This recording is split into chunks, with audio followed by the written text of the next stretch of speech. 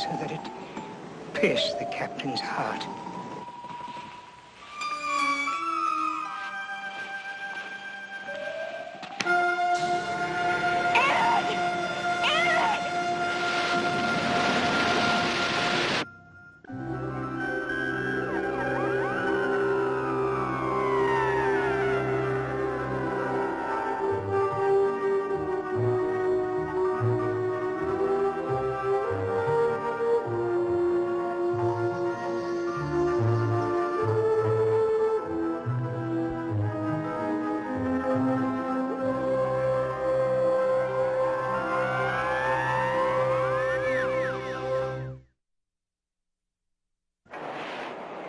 The sea, ageless, timeless.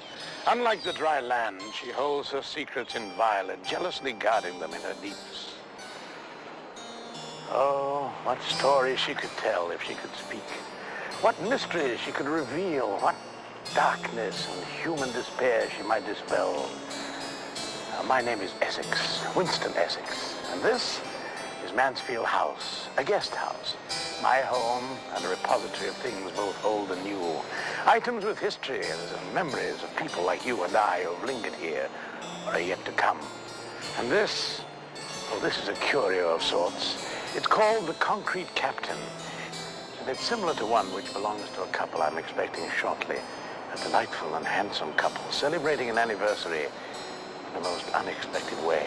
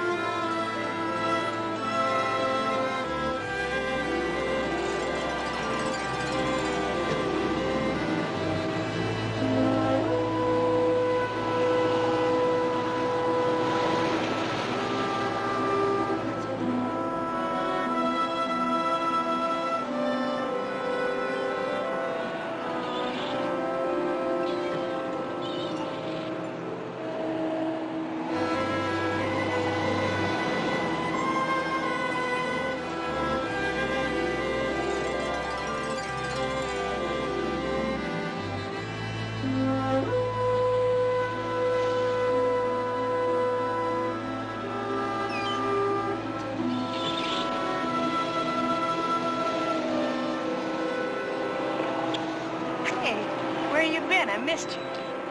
Paying the check? For 10 minutes? Mm-hmm. What's that? For you.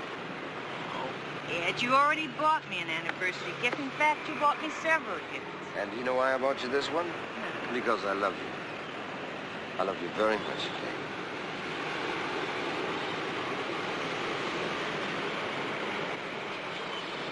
Happy anniversary. What is it? It's a local tourist attraction. Oh, that's beautiful. That's, what is it? Well, it says what it is right there. Concrete Captain. Well, I certainly thank you. It's a must for every visitor. Darling, that's just what I always wanted.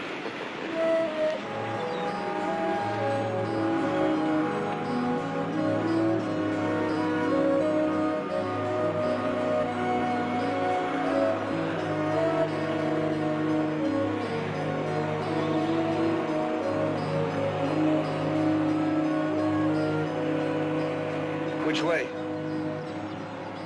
Kate, What? you're supposed to be the navigator on this trip. Oh, I'm sorry, darling. There's a junction up ahead. Which way do we go? Ed, let's stay here. I thought you were worried about the itinerary. No, I want to stay here. Here? Where here? That first field on the left? No, there's a hotel. Oh, I'm delighted to hear it. Where? It's just up there. What's it look like? This hotel of yours, has it got TV, room service, and swimming pool? I don't know. I just know it's there. It's old, Ed. It's very old. And it's got a ship's lantern and a ship's bell outside the door. It's just around this bend. How do you know that? You told me you'd never been there before. No. I never have been before. Oh, yes. Very, very picturesque. No, that's not the right one. It must be further ahead. No, come on, That's Kate. right, that's right. There's a side road.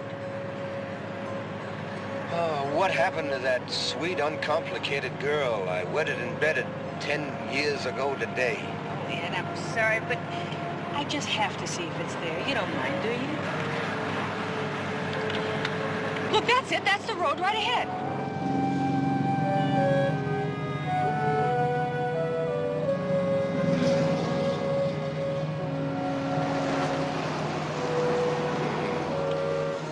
There's no hotel down there. Yes, I'm sure there is. Just a little further on. Try it, Ed, please.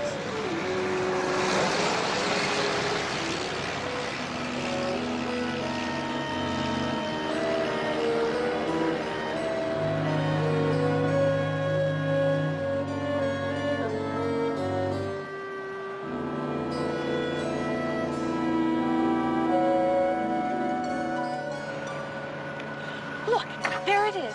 I knew it. Captain Ahab rides again. Okay.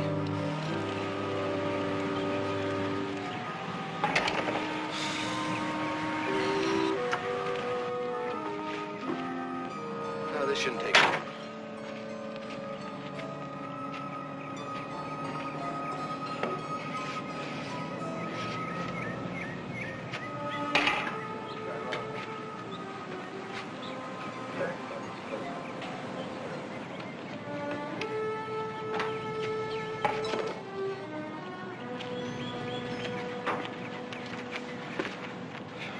We're out of luck. It's off-season. Place is closed. Oh, no. Let me try. That won't do you any good. Let me just try. All right.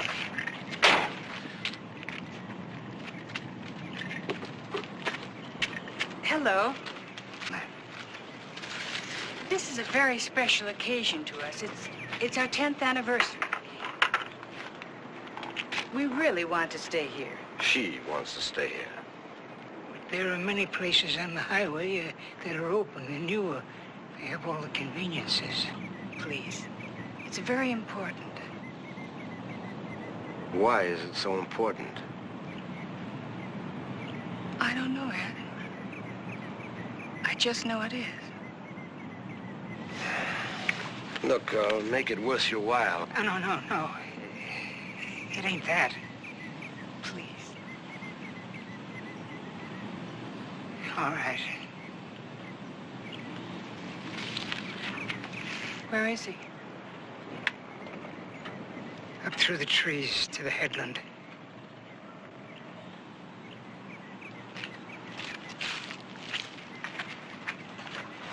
Where's who? The captain. The concrete captain.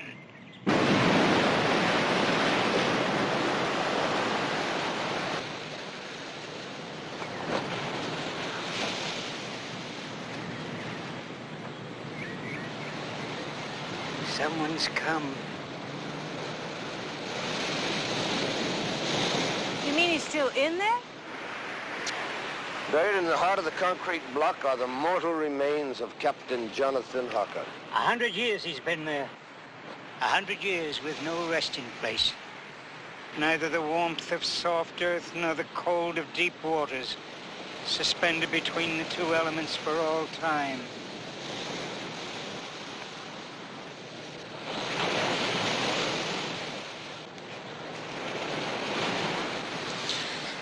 I don't know about that down there, but he's certainly a must for all the tourists.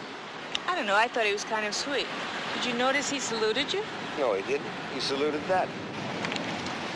It says right here, everyone is supposed to salute the concrete captain. Not to do so would show a great disrespect. So, when in Rome, do as the Romans. You ready?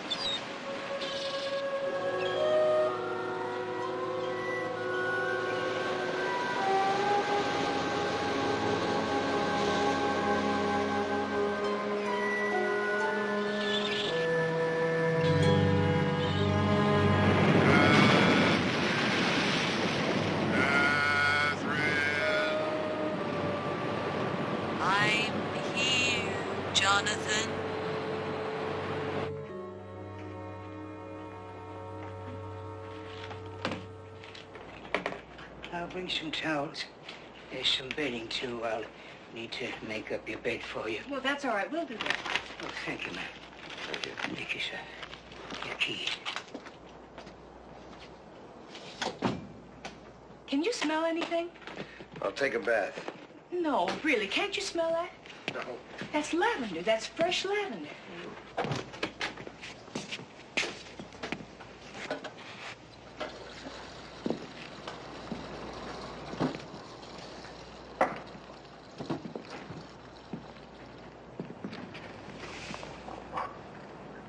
Hey, do you like it?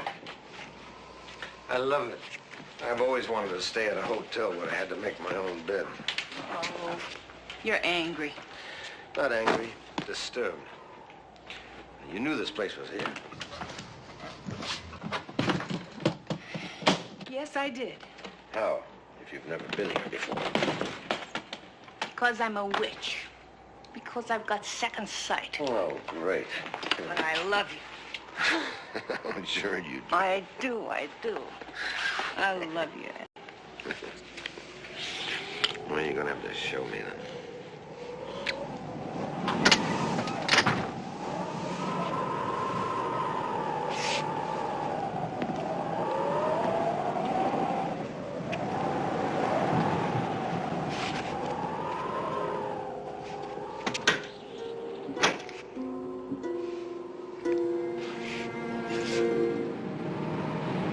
There was a storm.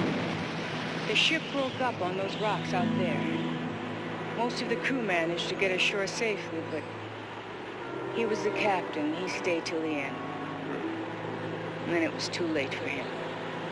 He tried to swim ashore, but he just couldn't manage it. The sea picked him up and swept him into those rocks. Nobody could reach him. After the storm was over, they tried to get his body out, but it was wedged too tightly.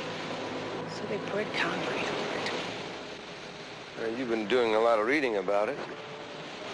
Oh, no, old Daniel told me. Listen. What? Listen, do you hear that? It's the concrete shifting up against the rocks. Or maybe the old man getting bored. He wants out. Oh, look. He might have to stay down here all night, but we sure don't. Let's go. What kind of a salute is that? He'd like that. Oh, he would, huh?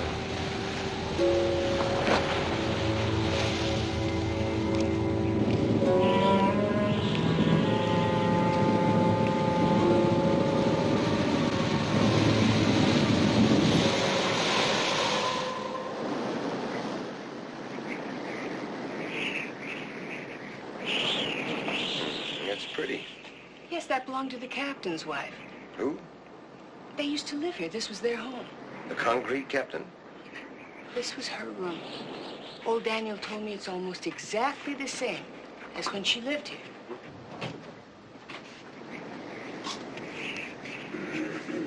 Well, at least they put in new plumbing. Say, I forgot my toothpaste. Use mine. It's perfectly proper. We've been married 10 years.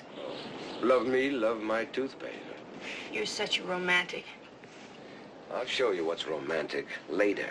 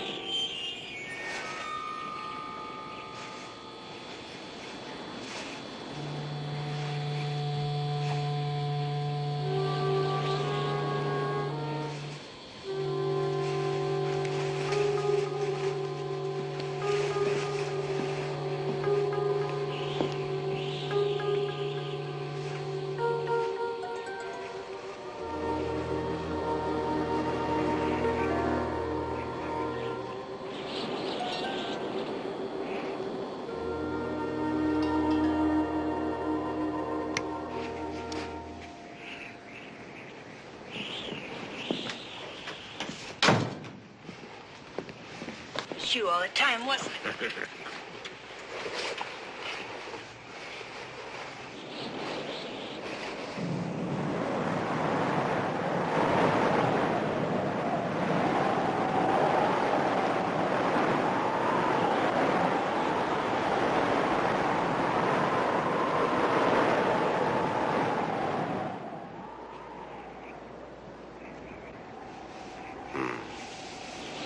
Kate? Kate?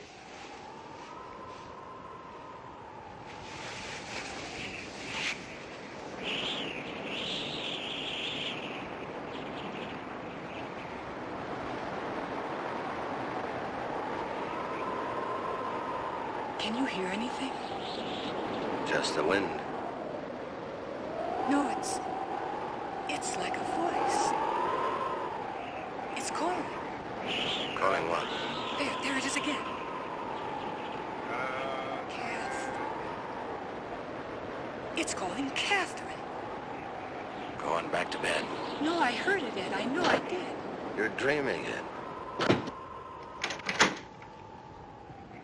What's the matter, darling? Well, one thing's for sure. Tomorrow, we're getting out of this place.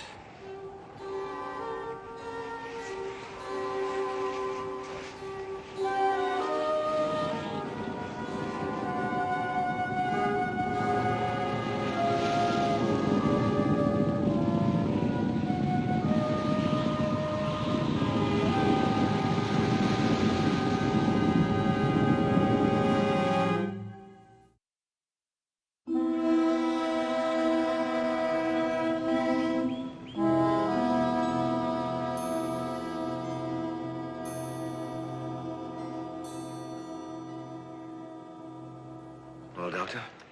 Just a slight fever. Nothing really to worry about. Let her stay in bed a couple of days and she'll be fine. We were thinking about moving on today. I'd advise against it. Keep her warm, a light diet. I'll be back, Mr. Lucas. Mr. Lucas, and let her get some rest. Oh, one other thing. I think she'll be more comfortable if you sleep in the next room, for the time being.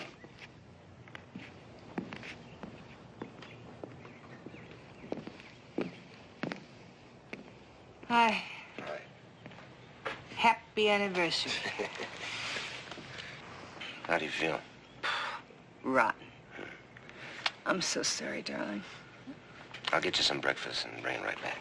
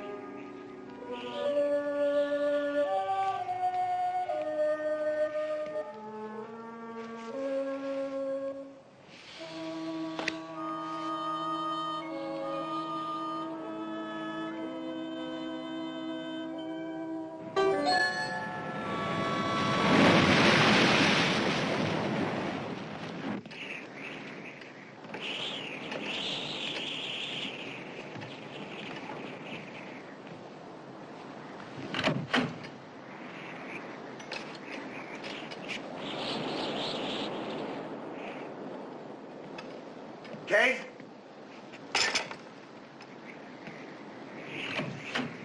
Kate!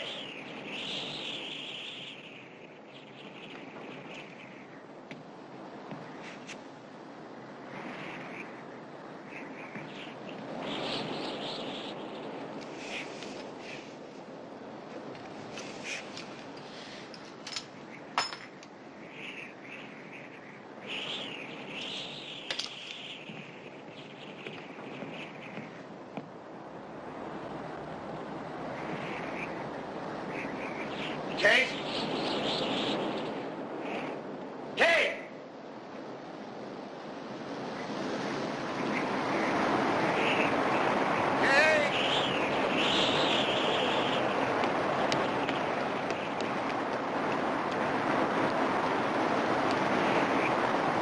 Kate!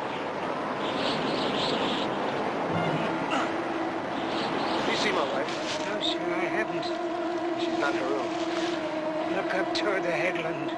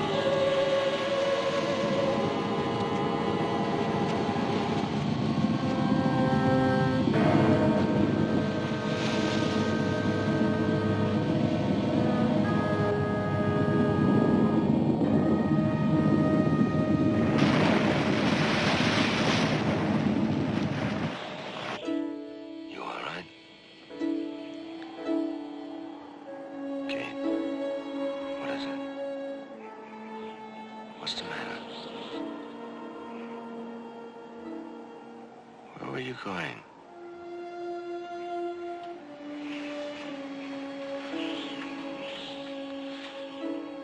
Kate, answer me. Why did you go out there? They killed him. Killed who? They shot a harpoon into his heart.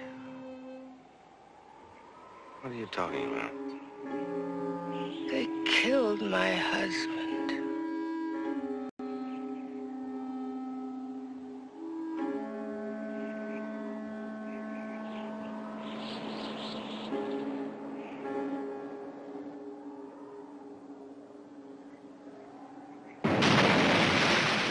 Yes, I've lived and worked around these parts all my life. You know about the legend then? You could say that. Well, tell me about it. She died here. Who died? The captain's wife. She came back down from the headlands after it happened, and she never left here. Not alive. Then she was there when it happened. She was up on the headland with the others. It was a terrible stormy night. She watched the captain get washed up between the rocks and get trapped there. He begged his harpoonist to put him out of his agony. At first the man refused, but the captain's cries of pain and the seas pounding at him, the harpoonist finally did what he was asked. He threw that harpoon so that it pierced the captain's heart. It's the handle of the harpoon that's sticking out of the block. The point of it is still buried in the captain. And his wife saw it all happen. She did. When she came back down here to their home, she wouldn't leave again. She knew he'd come looking for her. Knew it till the day she died. Wind's coming up. Never known it to be so bad this time of year. You told that story like you'd been there. The man who harpooned the captain was my grandfather. It was 100 years ago. June 23rd, 1872. June 23rd. That's our anniversary. You better go and see to your wife. Not good to leave her alone too long. Thanks.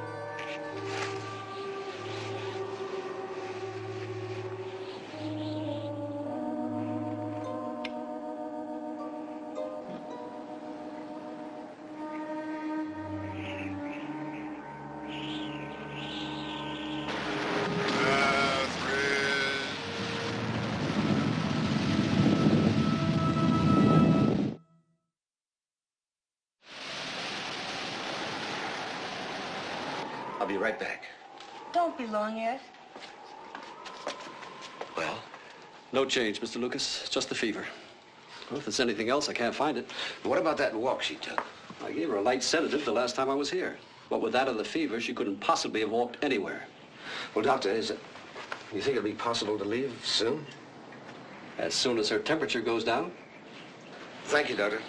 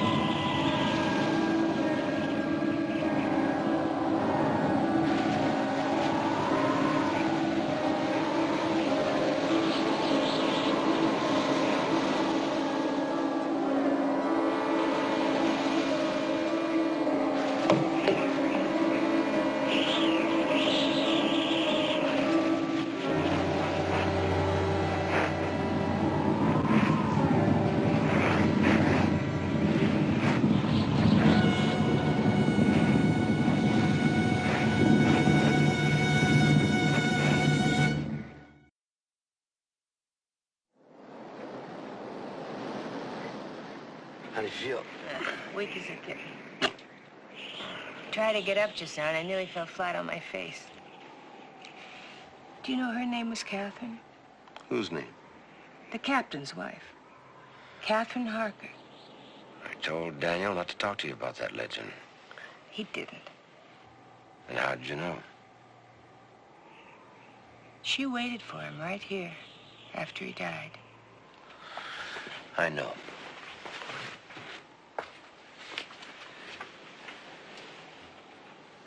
Hey, did you see my mirror? Your what? That ivory mirror.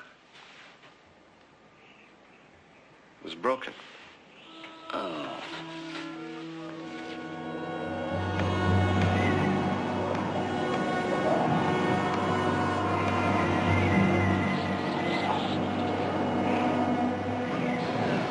Been walking? Yes. How's your missus today? Oh, she's fine, thanks. We'll be leaving today. Sorry to hear that. I didn't think you were too happy about us being here.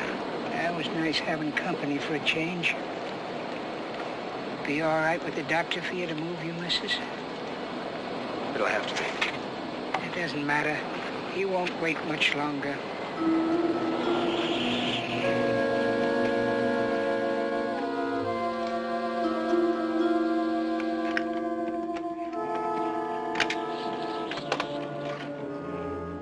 Kate? Kate! Kate! Kate? Oh, you had me worried. Why? I didn't know where you were. Where could I have gone? You locked the doors. Kate, Why did you lock me in? I didn't want you wandering out alone again. Why not? Well, you remember what happened last time. You keep referring to that. I don't even know what happened. I only have your word for it. It did happen. And while you're on your feet, you can start packing. Packing? We're leaving today. No. Why not? If you feel you must go, then you go ahead, but I can't leave. He wouldn't know. Go on. He wouldn't... No. He wouldn't know where to find you. Okay. Oh! Oh! Jim! What's happened? My legs. What? I don't know, they just don't seem to work. I'll calm down. No, wait a second. Oh, they seem okay now. Are you sure? Yeah, they're fine. Huh? Well, what do you think happened? I don't know. They probably just went to sleep. Well, it served a purpose anyway, didn't it? What purpose? Well, it seemed to me that you and I were fighting. Our first since our anniversary. Well, let's make sure it's our last, huh? I don't think I could depend on my legs to intervene again. It's okay by me.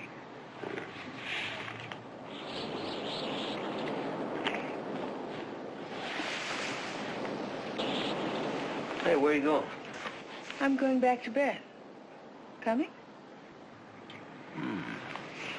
Oh, that's the best offer I've had all day. That's the only offer you've had all day.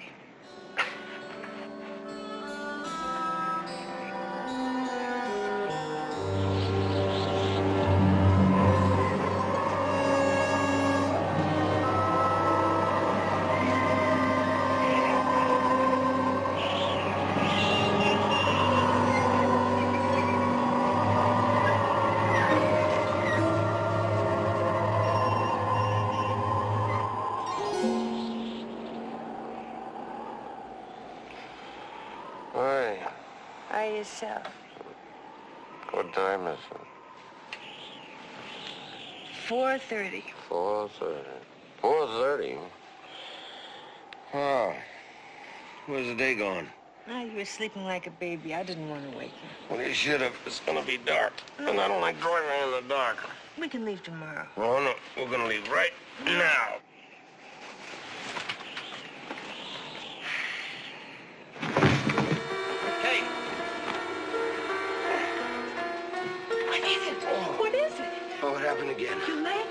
same thing. Oh, it feels like some enormous weight.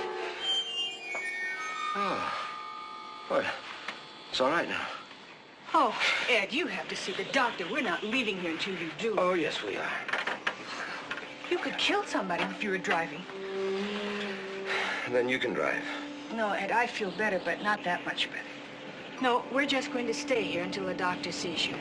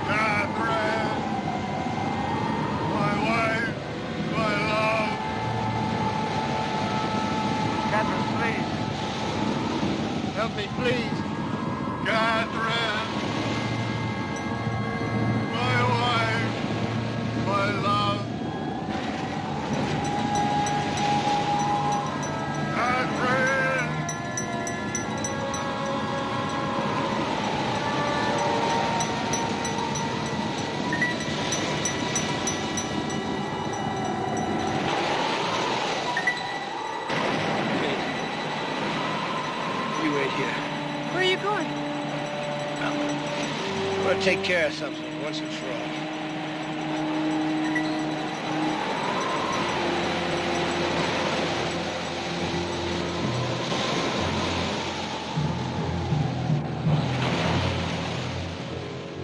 Trapped in concrete, he'd never be able to rest easy. Never be able to rest easy. Never. Never.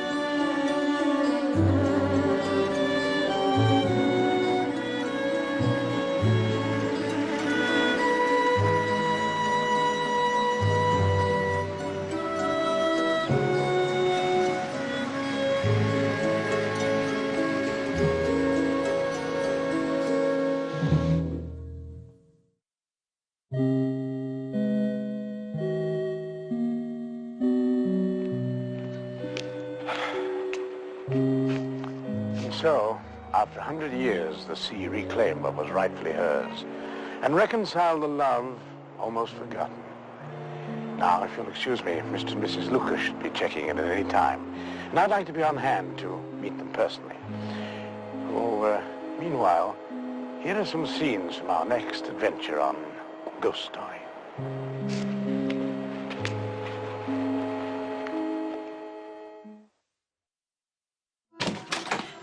Paul, please. Look, you're not even thinking. You haven't slept. We've got to find some other way. No, I thought about that. Too many things could happen. One, if we die. Please listen, now try to understand. Understand? My daughter's life's at stake. Your daughter? What's she got to do with it? Your son's going to kill her. I told you, I don't have a son. Julie. This is my wife, Karen.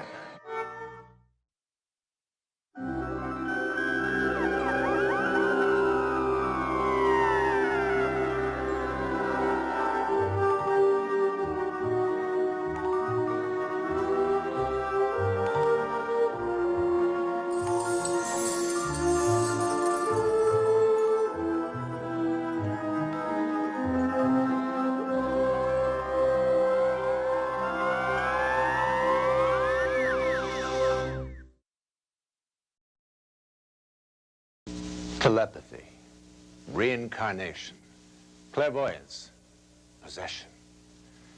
Words, labels for things we do not yet understand. But after centuries of fear and superstition, we are at last beginning to examine scientifically the mysteries of the mind, the power of the psyche, to separate truth from fiction, myth from fact. And the findings are startling, unsettling, and very exciting. I'm John Newland. In the next half hour, we will journey into that strange world of psychic phenomena. The dramatization you're about to see is not fiction. It is based on an actual case history. It happened. It is the next step beyond.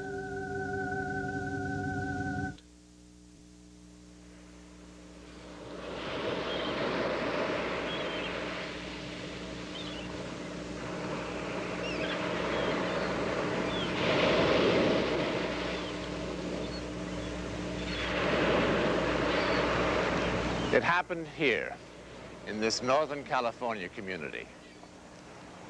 It also happened here.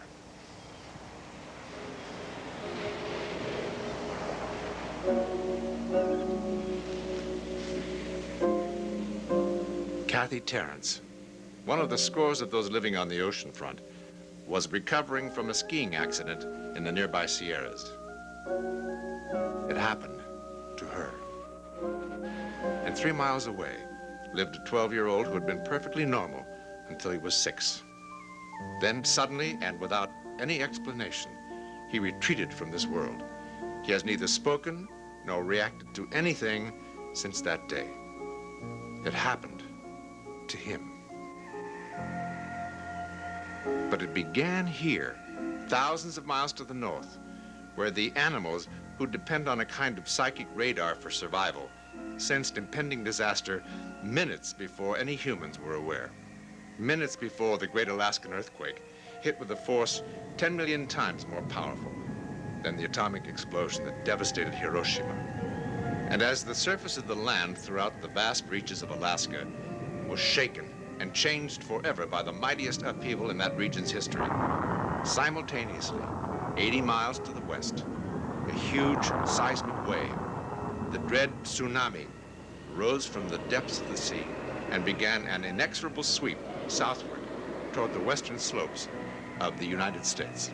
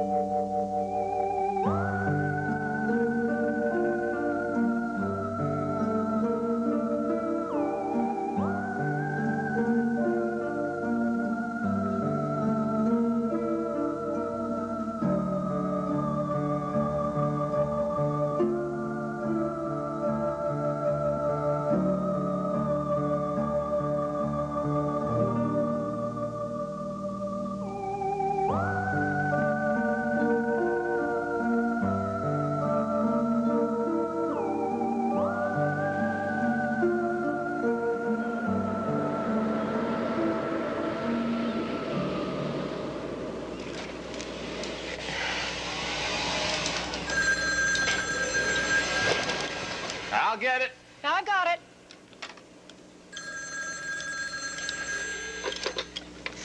Hello? Oh, hi, Mom. Yeah, 12:30's fine. I'll have lunch ready. Yeah, well, now, you drive carefully, okay? All righty, bye. Well, she's been listening to the reports on the Alaskan quake. They're still digging out bodies. She won't be here till 12:30, huh? That's another 3 hours. Now, maybe I better stay here with you till she comes, huh? Oh, I won't go skiing again until you get back. You think you're pretty jazzy in that chair, don't you? Mm-hmm, I know I am. Well, let's get you ready. Harry will be here in a minute. We don't want him to think I'm a drag on your career. This is my last consulting job, Kathy. My last. For the government or for anyone else. And believe me, if it didn't have to be done today. Honey, I've got 2 good limbs, left and right. Kathy, I'm going to accept Artwell's offer. You're going to what? Oh, that's great. You're going to sit behind a desk for the rest of your life. From now on, we're going to live together in one place like 2 real people. That's it. I've made up my mind. So have I. I'm going to stop being possessive and selfish. It's not selfish to want a normal marriage. Peter, I love you. Okay. Look, you agreed to inspect the substrata because you think it's important, right? Important? Well, if they're going to offer a contract on that nuclear site... Then they have to have somebody that knows what they're doing to make sure it's safe. Now, you're not going to give up your career because that's what you're trained to do, simply because I go a little stir-crazy at times. There's Harry. Well, we'll talk about it tonight, huh? Nothing to talk about.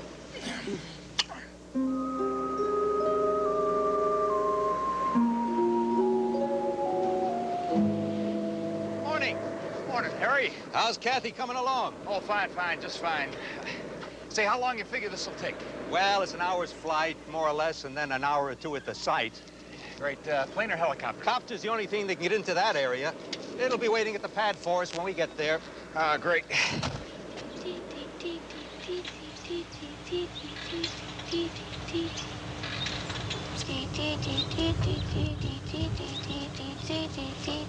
Jody, dear, it's time for your pills. Here. 1. That's it. A good swallow. And 2. You know, I have a great idea. Why don't we have a picnic lunch, huh? Right out here? Just the 2 of us. Good. And then after a while, you can go to the supermarket with me. We'll ride the merry-go-round.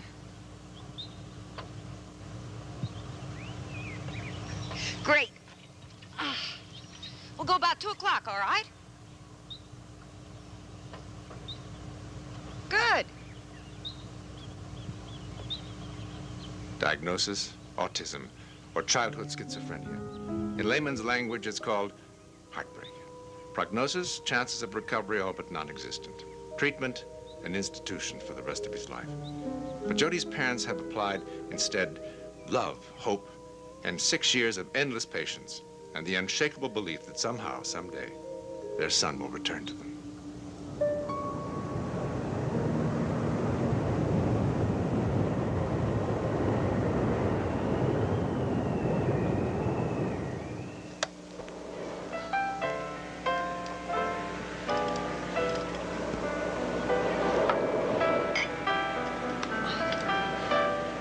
Chum?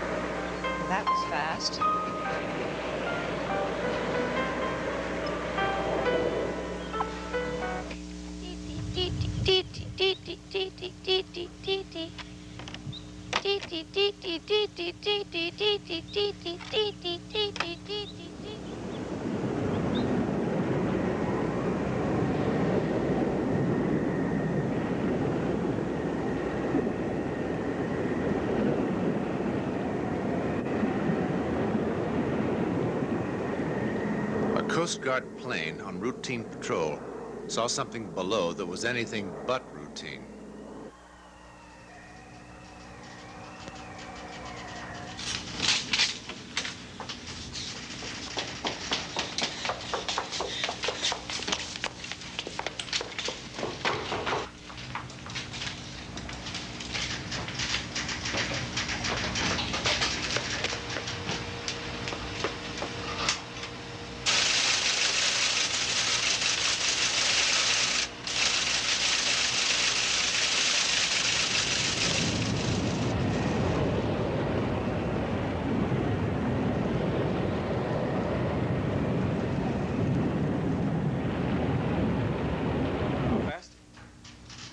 Gives us about 10 minutes, and there's just the two of us. Frank? Yeah, Charlie? Where are you? I'm on Appleby headed north. Why, what's up?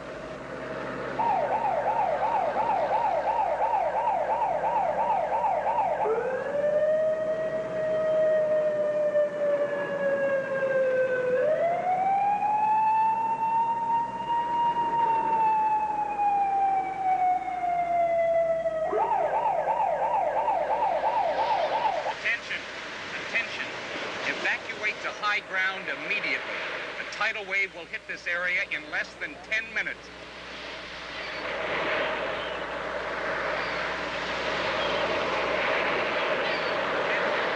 Attention. Evacuate to high ground immediately. A tidal wave will hit this area in less than 10 minutes. All coastal residents, attention. Attention. Leave this area immediately. A tidal wave will hit in less than 10 minutes. Attention. Attention. All coastal residents, evacuate. Evacuate the area at once. All coastal residents, attention. Attention. Leave this area immediately. A tidal wave will hit in less than 10 minutes. Attention. Attention. All coastal residents, evacuate. Evacuate the area at once. Leave this area immediately. Attention. A tidal wave will hit this area in 10 minutes. Evacuate to high ground at once.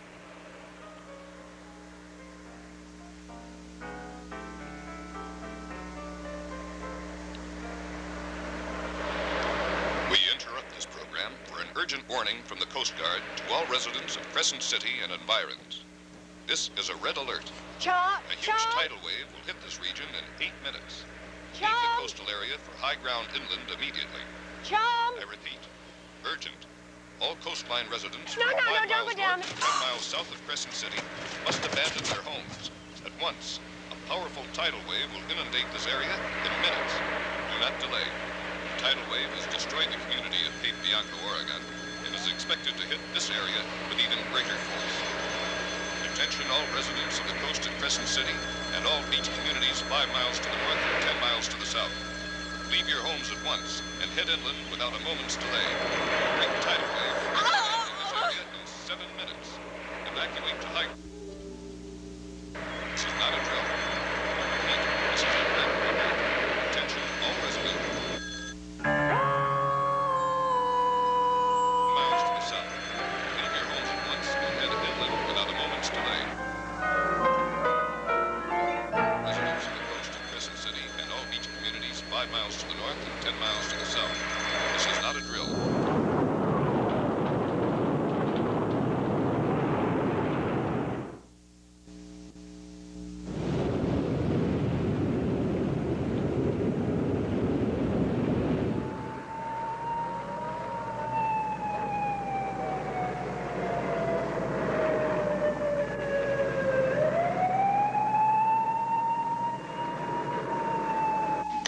Frank? Yeah, Charlie, go ahead. Look, there's only 8 minutes left. Now, is everybody out of there? As far as I can tell, Charlie. Okay, you better make one more pass, just to make sure.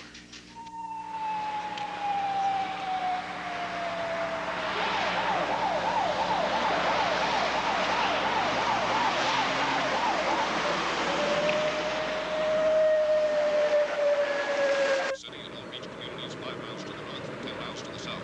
Leave your homes at once and head inland without a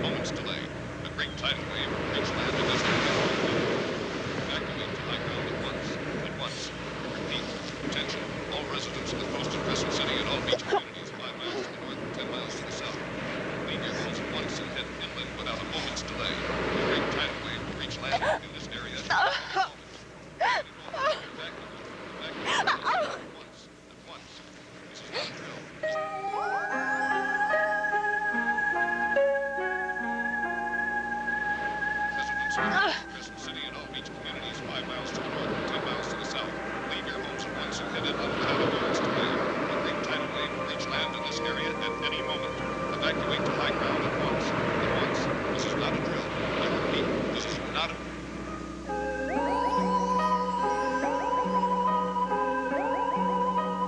Attention, all residents of the coast of Crescent City and all beach communities 5 miles to the north and 10 miles to the south. Leave your homes at once and head inland without a moment's delay. A great tidal wave will reach land in this area at any moment. Evacuate to high ground at once. At once. Please, dear God, help me. This is not a drill. This is a red alert. Help!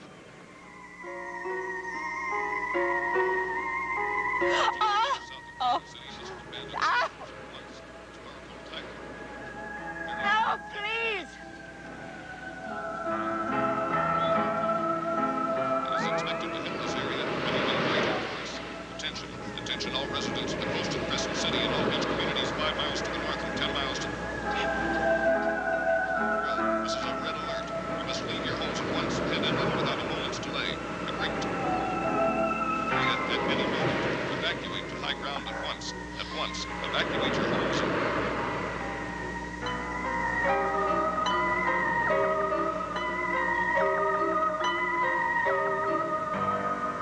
Head inland without a moment's delay.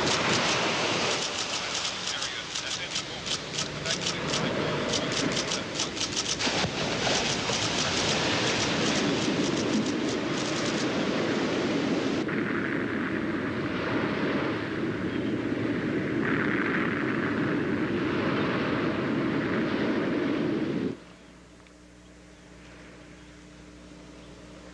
Jody!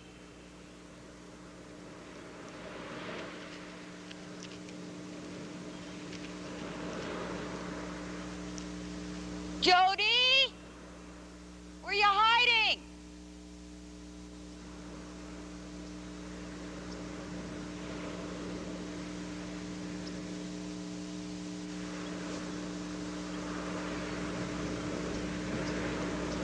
Jody! Jody!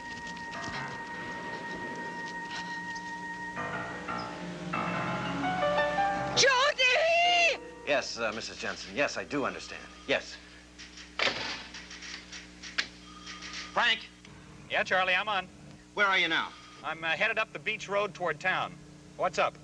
There's a 12-year-old kid that just ran away from home. His name is Jody Jensen. Run away from home? What do you want me to do about it, Charlie? I want you to try to find him. Now, look, he's wearing a striped shirt. Charlie, what are you talking about? That tidal wave's due to hit in a few minutes, and you want me to try and find one kid? Frank, he's autistic. He doesn't know that there's any danger. He's what? Frank, that means he can't talk. He does not understand.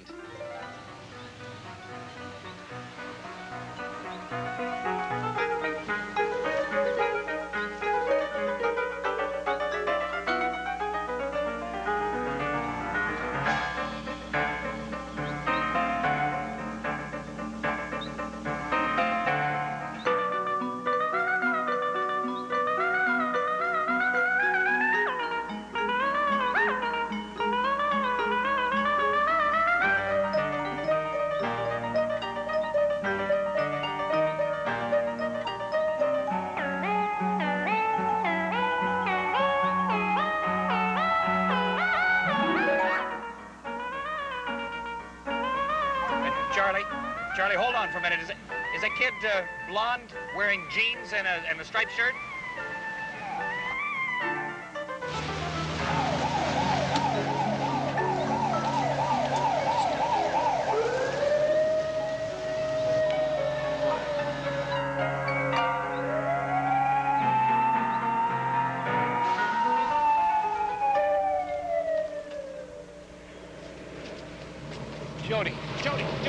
Jody, come on, tidal wave. 2 minutes. Get us both killed. Come on.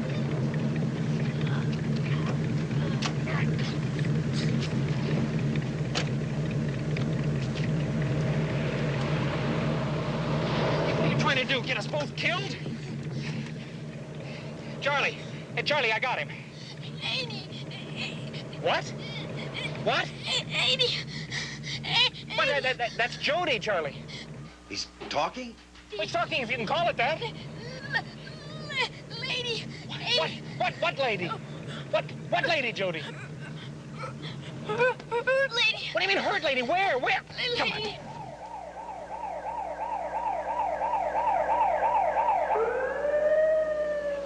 Jody, come here. Jody.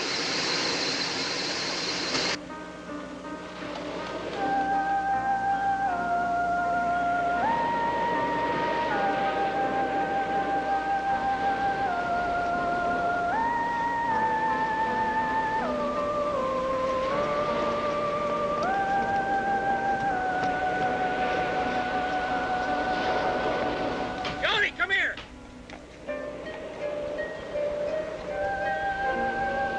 Hey, kid, come here.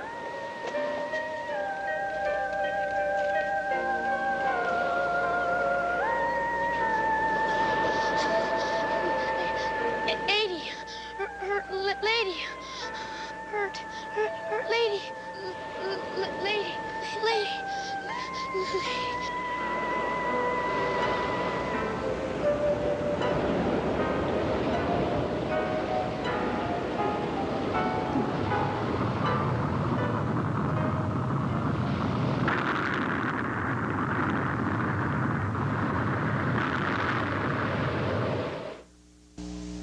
Despite all the warnings, 8 residents were known to have drowned, 70 were hurt, and 50 are still listed among the missing. But thanks to a strong psychic signal, Kathy Terrence is not among the dead or missing. As for Jody, ever since he took that first halting step through that invisible curtain that held him a captive, his progress has been remarkable. He's well on his way to becoming a perfectly normal youngster. Telepathy? Maybe. Clairvoyance? Many of us have been touched by the extraordinary power of psychic phenomena, and many more will be before science fully understands. For now, to whom it happened, we know. Where it happened, we know. How or why it happened is the next step beyond.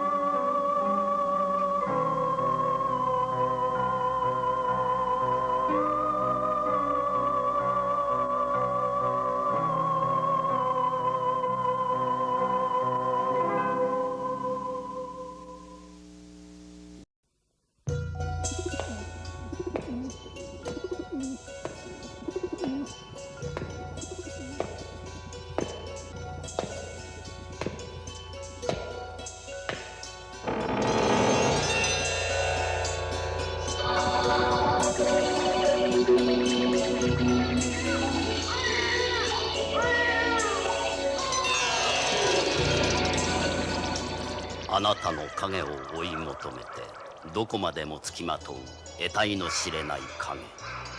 扉を開きささやきかける不思議な出来事の数々。未知なる世界への旅立ち、今あなたとご一緒に。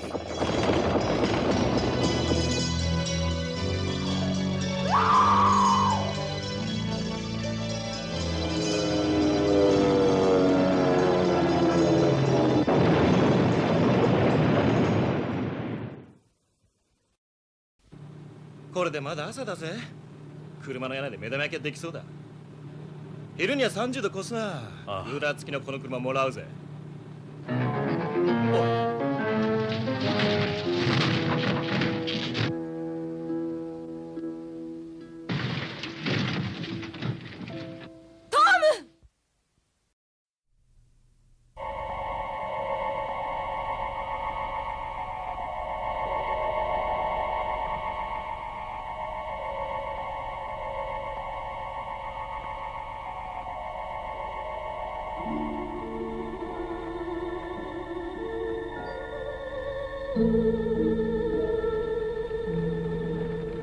Good evening. Tonight, I'm going to tell you another strange and unusual story of the unexplainable which lies behind the veil. All through his history, man has constantly striven to push back the frontiers of knowledge, to discover what lies behind the veil which separates knowledge from ignorance. In my own lifetime, I've seen things come to pass that would be unbelievable to my parents and to my grandparents. Travel through the air, the ability to speak to a friend halfway around the world. Well, if these wonders have occurred in so short a time, just think of what our children and grandchildren will be able to know and understand. Happenings that to us defy explanation will be commonplace and ordinary to them. But whether we understand it or not, the event that we depict in tonight's story was very real. It started with a cry for help, a plea to Almighty God, and following that, to a mortal. To a man referred to by the peasants of a tiny Italian village as Il Dottore.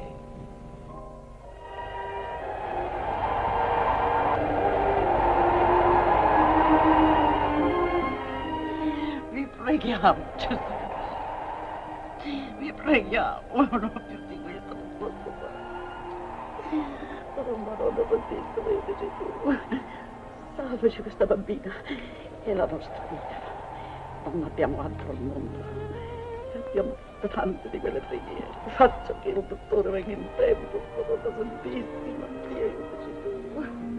Sì. Sì, cara, ti passerà. La mamma è qui con te, amore.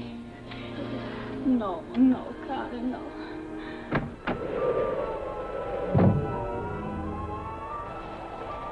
Mamma, tu hai come Signora, how long has she been like this? All day off and on. Has she eaten? No, she won't take her food. Nothing. Nothing. Mamma mia, Madame Giochi, il dottore. Il dottore. Io te quiero. Sì. Dottore. Tony! Tony! Tony! Tony! Papà! Tony! Presto!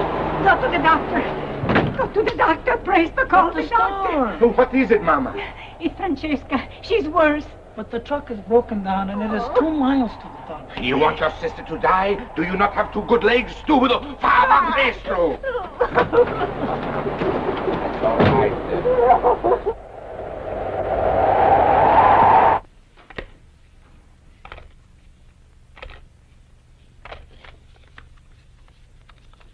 There.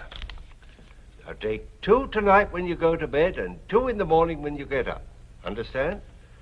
Wait 3 days, and if you don't feel better, come and see me. Ah, that's my son. He is here. Yes, Signor Angelo is here, Doctor. Signor Angelo. Oh! How's my Marie? Oh, fine. Woo! Here, let me help you. Angelo, my son. Ah, welcome home. And how glad I am to be here, Father. What delayed you? Was your train late? No. Giuseppe had trouble with the car. This is the second time this week he's broken down, Doctor. It's too old. Giuseppe, take those things upstairs. Don't stand here in the draft, Doctor. Take him inside by the fire. I go get something to warm him up. Ah, my son, it is good to see you home again. You're looking well, but it is a long time, over a year. I know. And I had a terrible job getting away from the hospital, even now. So? Too many patients already? Oh, it's not so much that, Father. They are short-handed. They lost 2 surgeons last month, and, well, you know how it is. Ah, who should know better than I? How about you? Oh, go along from day to day, nothing much happening, same as usual. No, I mean your health. You look tired. No one gets any younger. Do you still permit them to bother you as much as ever? Bother me? Oh, I know these peasants. Every time they stub a toe, they yell for the doctor, like children. Only worse, in my opinion. There's some excuse for children. Ah, they are like children. They frighten so easily. But the trouble is one never knows how serious it may be. A stomachache can be unripe apples or an appendix. A little temperature, a simple cold, or maybe the beginning of a serious fever. But a doctor is rewarded by... I know the arguments. But seriously, Father, you look far too tired for my liking. You are absolutely right, Signor Angelo. Some days he's running from morning until night, and it's no good my talking to him. Maybe you can make him see some sense. Or better still, maybe you can stay here and be the doctor. Well, I don't know about that. If I'm going to the Venturellis, I better hurry. You see? Always running, always running. You have to go out? Oh, it is not very far. But on a night like this, can't I go for you? No, it is for the poor old grandmother, but nothing can be done for her. Well, in that case, can't you miss just once? Listen to that wind. There's a storm blowing up. Oh, the poor soul counts on seeing me every evening. If I miss just once, she would have a bad night. She's not too many left. Well, here's to the future. And here's to that long rest that I'm going to see to it that you have. Ah, and how are you going to manage that? Come back here and take my place? And bury myself here in this...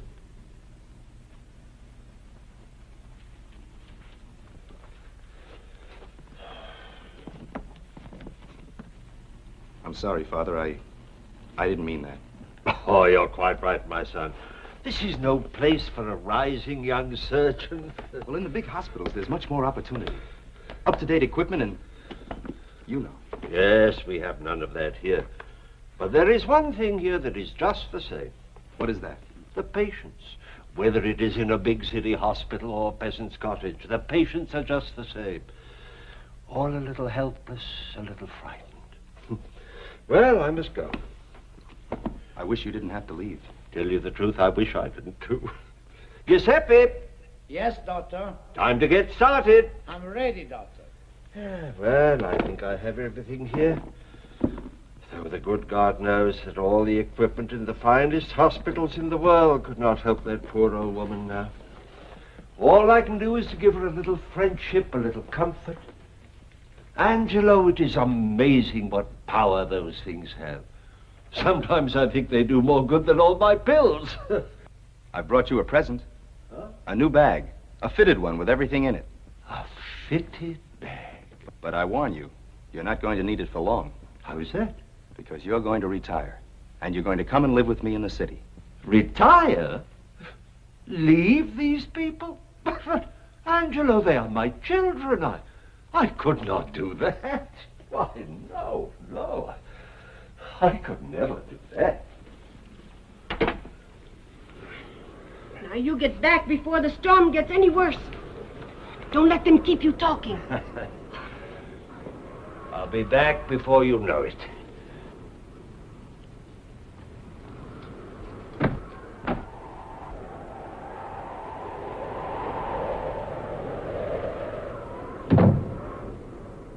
Ooh. Ah, what a night. How do you think the doctor looks, Signor Angelo? He's aging far too quickly for my liking, Maria. I'm worried about him. Yes, he is tired, and he gets more tired every day. But now that you're here, it's going to be easier for him. I'm not going to stay, Maria. Oh? You've got to help me.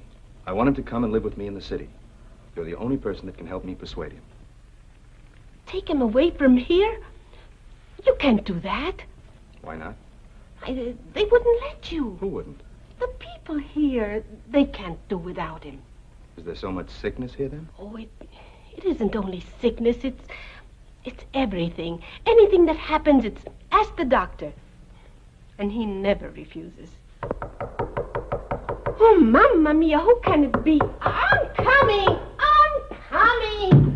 Are you trying to knock the door down?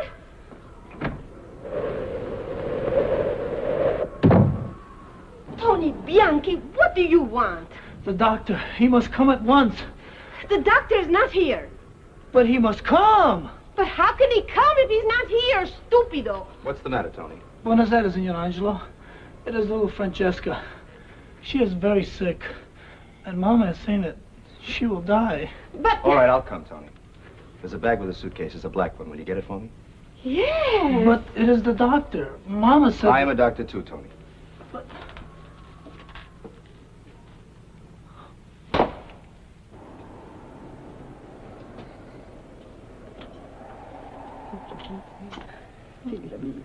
Tanto soffre. He is very sick. Where is that Tony? I should have gone myself. Why doesn't he come? The doctor will come. He always does. Coraggio, coraggio.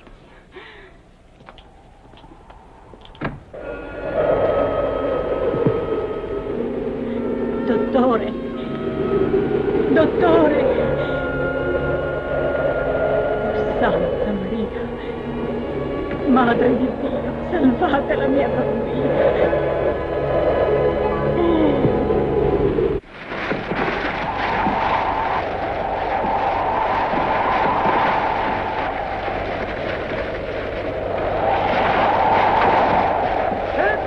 Across the field! How much further is it? Cross! How much further is it? It's not too far!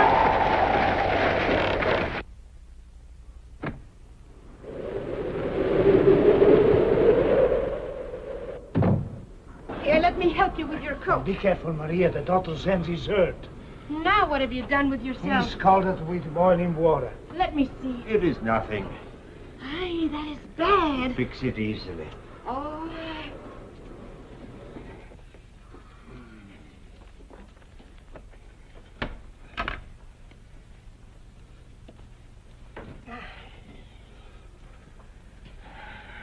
Let me do this for you. You're so careless. You won't be able to use this hand for a while. Giuseppe, go get the doctor's slippers. Come and sit down, Doctor. Where's Angelo? Upstairs? No, he went out. Tony Bianchi came for you. Francesca, the little girl, she's sick. And Angelo went? Yes. Did Tony say what was wrong with the child? No. He just said that she's very sick.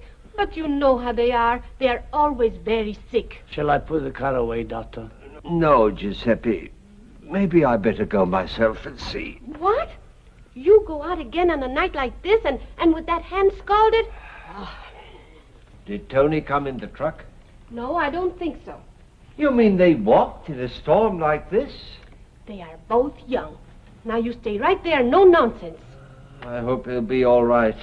Of course he'll be all right. He's a doctor, isn't he? I know, but... You worry too much. Now you stay right there and rest, and I'll go finish the dinner. Giuseppe, take the car and go down the road. You may be able to pick them up before they get there. Yes, Doctor. In any case, wait and bring Angelo back. Va bene.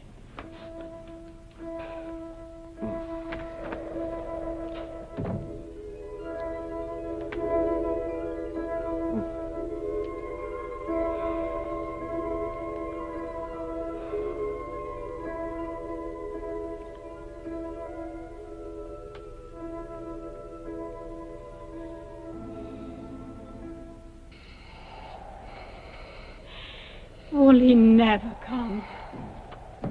Il dottore. Il dottore. Io sia ringraziato il dottore. Il dottore, Dio sia ringraziato. You've come. Signor Angelo. Well, where is the doctor? I am a doctor. Where's the child? What have you done?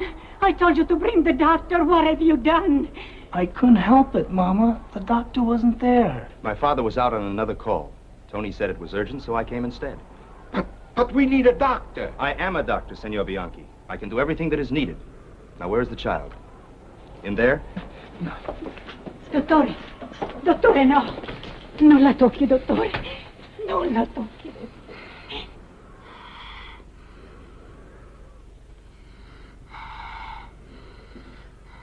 My baby. My baby. Just a minute. Let me look at her. No, no. You must not touch her. I'm not going to harm her.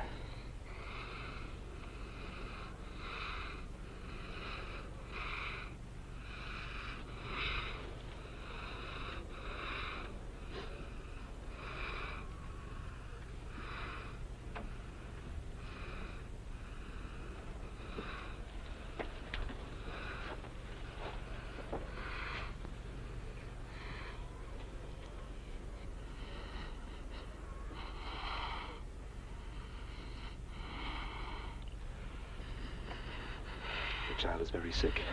I'll have to be quick if I'm to save her.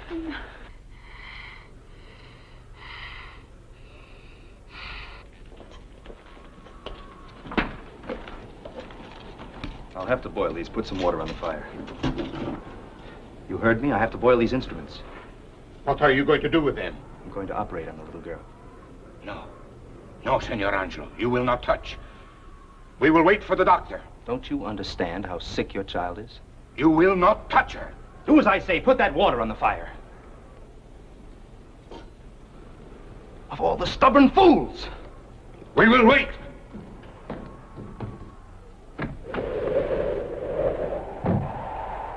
Giuseppe, what are you doing here? Where's my father?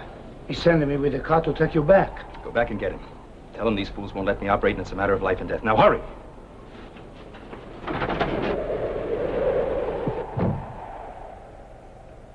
Now will you put that water on? We wait for the doctor. There won't be time then. This way they'll be ready for him.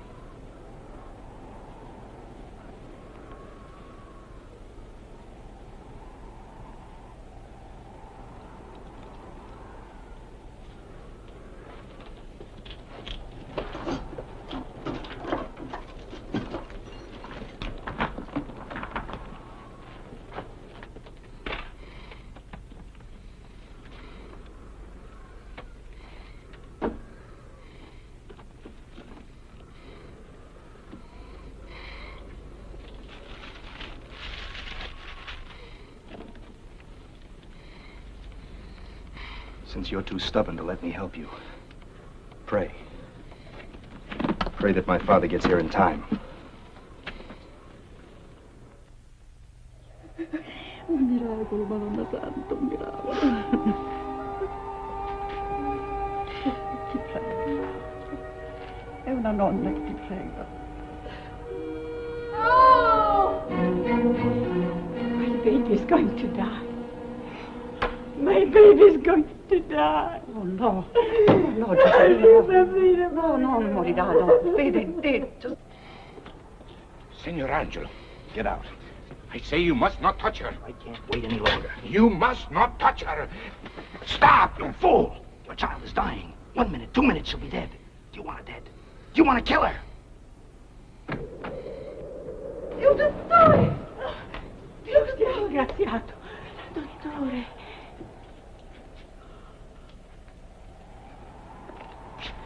Thank God you've come. Now, will you go?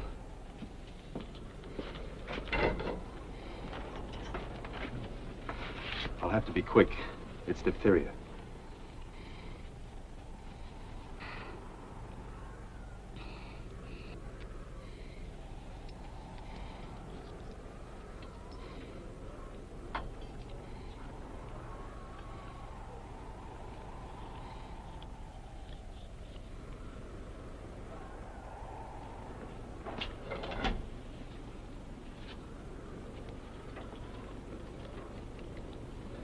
Father, you look all in.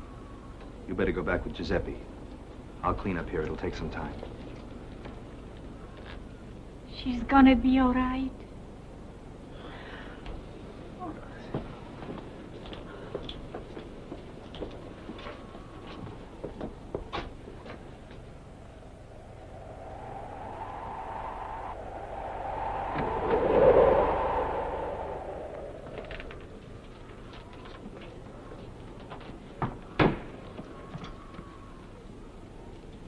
You'll have to see to it that the child has absolute quiet.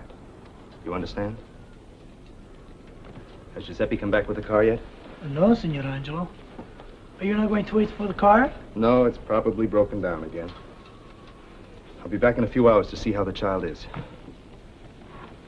My father's too tired to come. He's completely worn out. I'll have to come alone. You understand?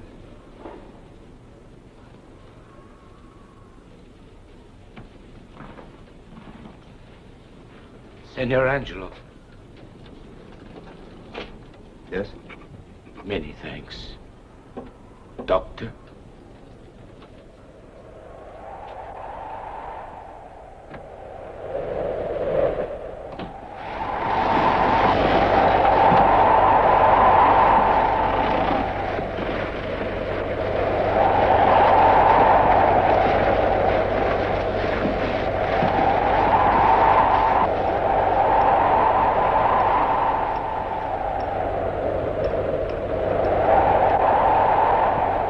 the matter this time, Giuseppe? It's the car again, Mr. Angelo. I can't start it. Where's my father? At the house.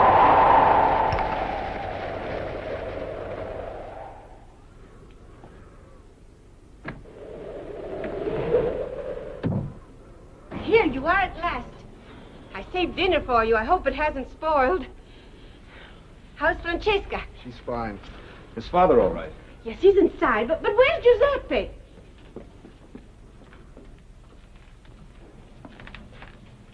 Are you all right, Father? Father? Huh?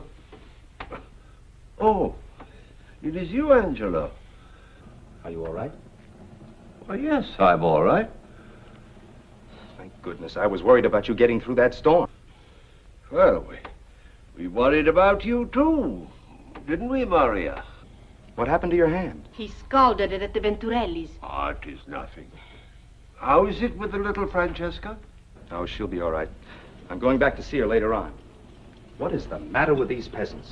A child choking to death for lack of a simple tracheotomy, and they wouldn't let me touch her. Thank goodness you showed up when you did. Another minute, and I'd have had to knock out that crazy Bianchi to save his own child's life. And when I saw the car was broken down and you had to come back through that storm, What's the matter? Didn't Giuseppe bring you back? No. He never returned to the Bianchis after he took you home. I passed him a mile up the road. Why? What's wrong? The doctor hasn't been out. Not been out? You were with me, Father. What's the joke? What is this? I have been asleep here all the time. Ask Maria.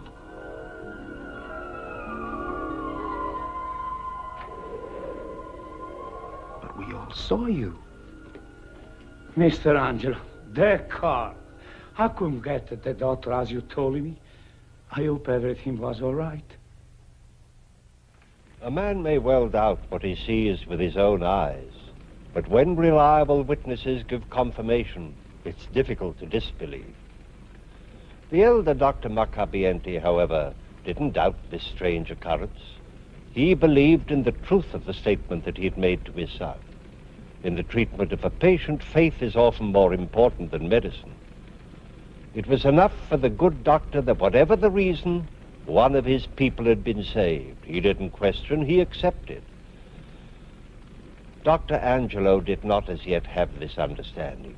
It puzzled and annoyed him to be unable to arrive at a scientific explanation. Well, he never did. But his acceptance by the peasants as the young dottore did bring him around to his father's way of thinking. The glamour of big city medicine gradually lost its power, and he stayed with his father to help what soon became their people. Actual happenings as this one, on which tonight's story is based, occur much too frequently to be passed off lightly. Time and again in my research I've encountered reports of cases of this kind which have been thoroughly documented by reliable authorities. The explanation? There is none. At least, not one yet known to us.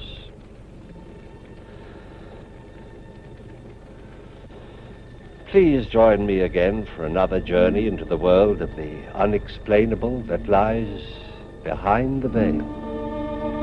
Good night.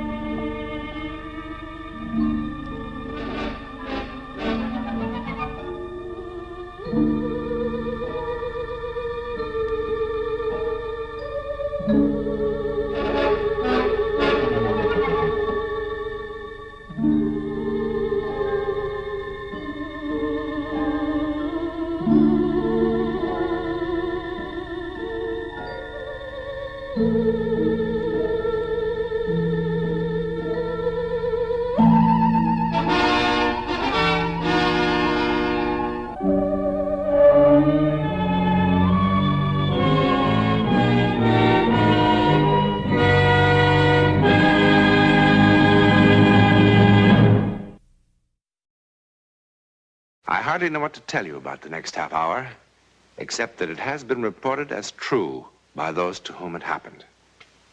It has been investigated, and no one, as yet, has been able to explain it or disprove it.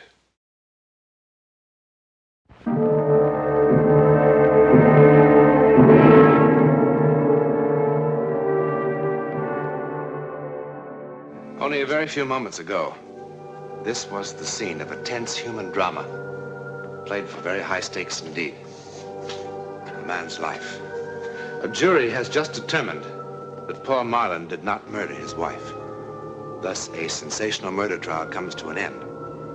But sometimes, the end is also the beginning. Perhaps if Paul Marlin could have known what lay ahead, he would have preferred being found guilty.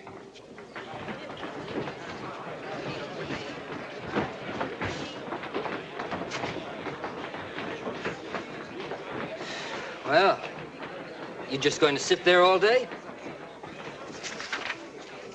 What? Hasn't it gotten through to you yet? It's all over, Paul. You're a free man. Yes, I know.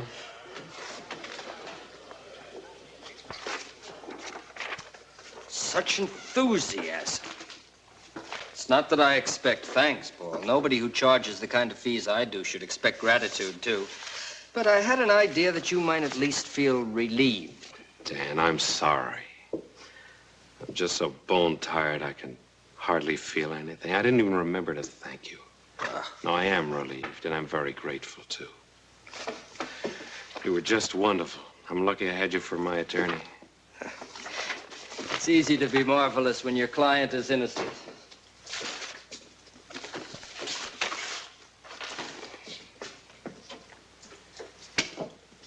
You're still thinking about Julie, huh? I am. I don't know if I'll ever really stop. If I only knew who did it or why. What are you going to do with yourself, Paul? Oh, I don't know. Start trying to pick up the pieces, I guess. You could do with a change of scene. Yes, I suppose so. And a rest. You need a rest, Paul. I'll think about it. Never mind thinking about it. You're going to do something about it. Come on.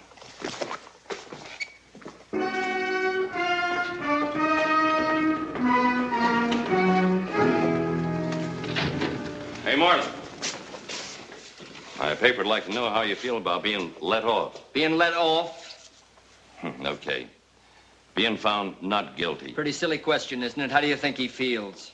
Why don't you let your client answer, Counselor? Well, you've gone so far out of your way to twist and distort everything I've said since my wife's death, I see no point in even trying. How about you, Counselor? Do you want me to print no comment also? Or do you have anything to say about the very peculiar shortage of prosecution evidence and witnesses? Not even the district attorney can produce what doesn't exist, Ferris. Is that why the murdered woman's family wasn't even called to testify? Or did you and the DA decide they didn't belong at your private little trial? Now look, Ferris. You know perfectly well I tried to reach a brother in New Zealand. Sure you did. Tried real hard. Yes, we did, but communications to the backcountry of New Zealand are practically non-existent. Uh-huh. Besides, it wouldn't have possibly contributed anything relevant. And you know that, of course, without even asking him. Look, Ferris, what are you trying to build? The trial's over. Your paper got a lot of circulation out of it. Now, why don't you find someone else to pick on? It's just that I believe, along with a lot of people in this town, that Marlin killed his wife in cold blood. Now, wait a minute, For Ferris. money. I'm getting sick and And tired it of galls this. me to see him walking away scot-free. Now, look!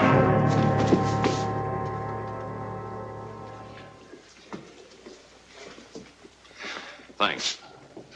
I've got my headlines.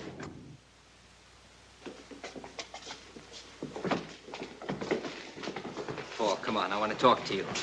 I walked right into his trap. You know your nerves are on edge. All you needed was a push. Look, Dan. No, Now, I wait a want... minute, please. There's something I want to ask you. Now, the things he said about the trial, about the way it was handled. No. Now, you didn't... Paul, it's just as I told you. The DA's office jumped before they had anything much to go on. By the time they realized they had no real evidence against you, what with the papers beating the drums, getting people worked up, they were publicly committed. They had to go through the motions. All right, then why Ferris's personal vendetta with me? Now, he can't possibly believe that I killed Julie, can he? Oh, I doubt if he even cares, one way or the other. But he will go on needling you as long as it means good copy. And so will the rest of the press. Which is just what you want me to avoid. Mm-hmm. That's why all this talk about going away? Yes. You know, what Ferris said about some people in this town is true. People react emotionally, Paul. They react to cliches. Now, Julie was a lot older than you. You know that. She had a lot of money. And, well, people who see too many plots in the movies, you know, they're affected by it. Now, it'd be wise to give the town a chance to cool off. Yourself, you need a rest. And you can get a new perspective on things, come back with a fresh outlook. Is that my lawyer's advice? No. It's your friend's advice, Paul.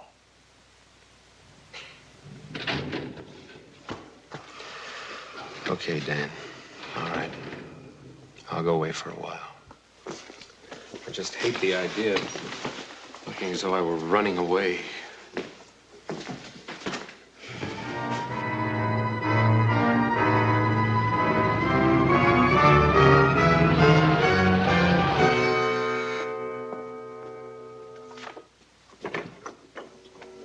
Ms. Wyckoff? Yes? Hello. I'm Paul Marlin. I recognize you, Mr. Marlin. The hotel phoned. All I have left is a third-floor rear. I'm sure that'll be quite fine, thank you. Well, it'll have to be. This is our season. Yes, so I understand. I'm sure you'll be quite comfortable. Guess I'm lucky to get anything at all.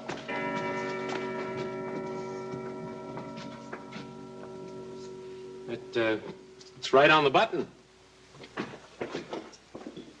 How long do you expect to stay, Mr. Marlin? Oh, I really had no plans. Would it matter to you? Not a bit.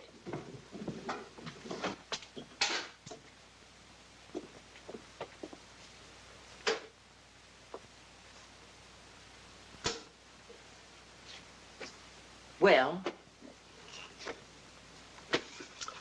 Oh, yes, this'll be fine. Thank you very much. That'll be $6 a night. Oh. When you leave, I'll have the trunks moved tomorrow. Well, they're no trouble.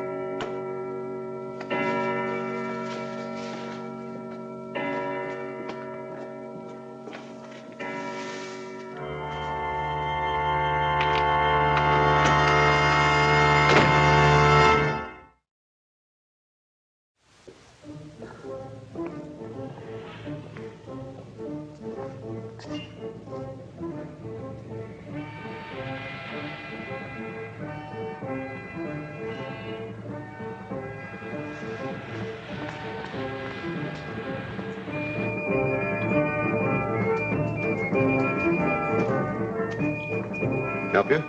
Bourbon. Any particular? No, anything.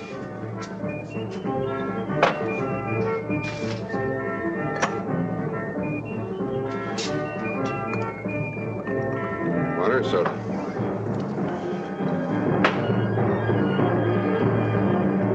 Another, please, a double.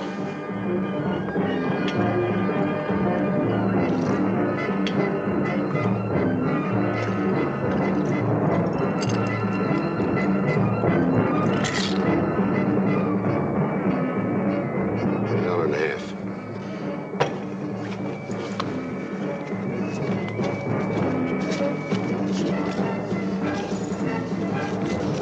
Keep it.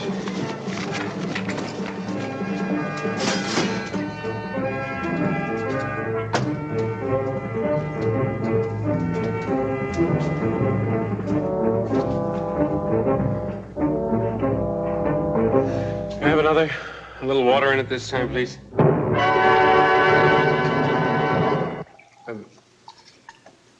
Bartender, tell me something. What do you think? What's your name?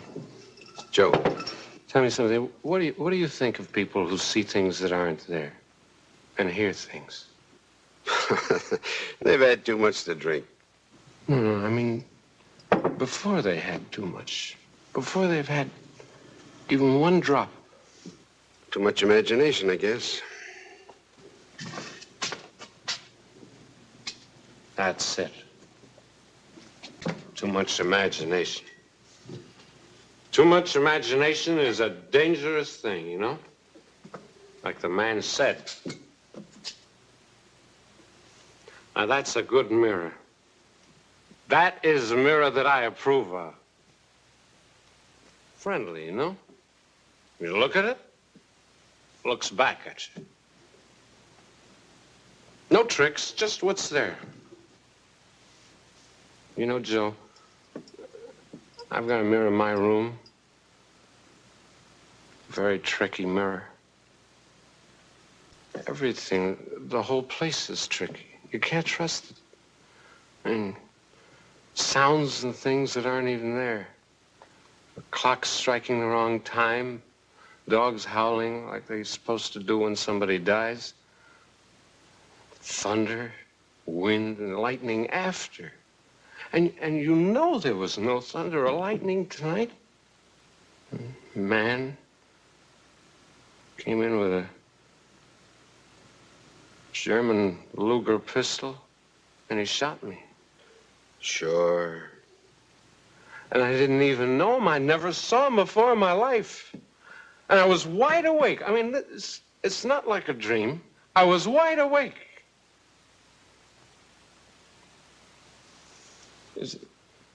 That's some imagination, huh?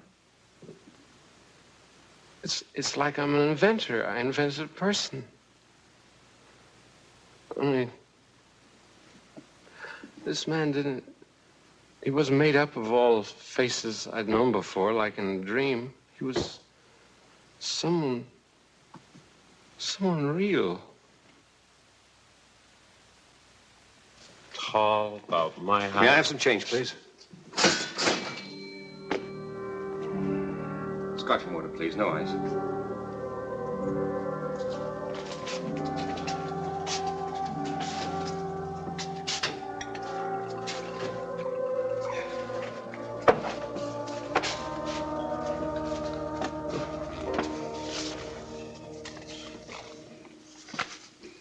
What's this supposed to be? Pardon? 1 pound, Commonwealth of New Zealand. I'm sorry. I've only been in the country a few hours. It takes a while to remember about the currency.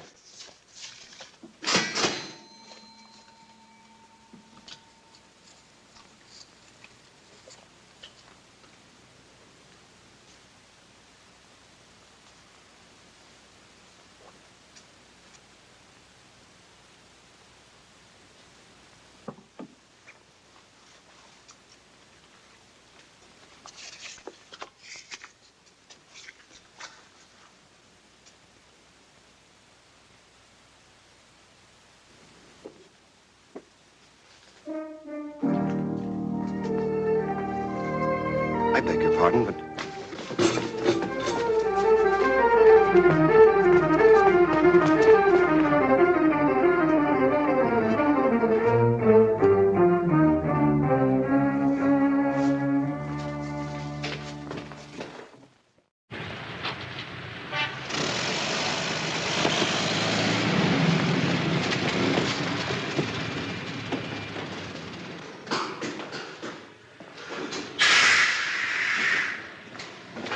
When is the next bus out of here? Where? Anywhere. Well, there's one at 2:05 to San Francisco. Or San Francisco. 4:50. Put your luggage on the ramp. The driver will pick it up when he gets here. Huh? Your luggage. Put it on the ramp. Oh, no, I don't have any luggage, thanks.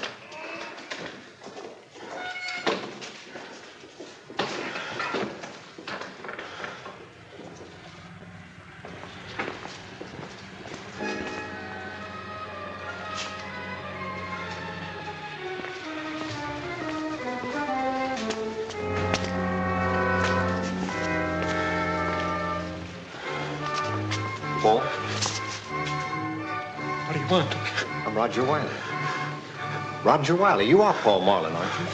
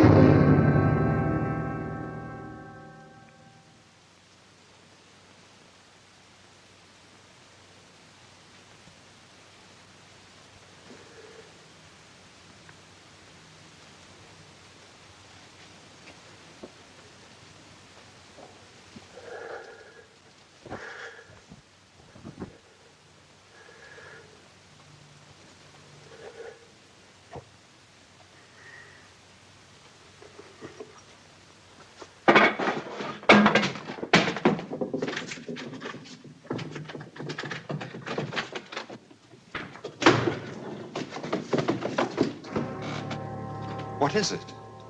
Why'd you keep running? I told you I'm Roger Wiley, Julie's brother.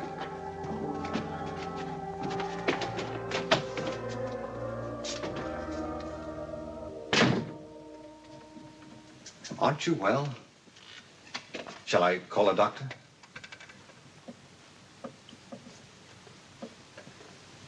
Well, the landlady said it'd be all right if I left my bags here while I went looking for you. I explained who I was. How did you find me? Your solicitor told me where you'd gone. I only landed in San Francisco this afternoon. Well, why did you come here? Well, Julie's estate, for one thing. Then there's the matter of...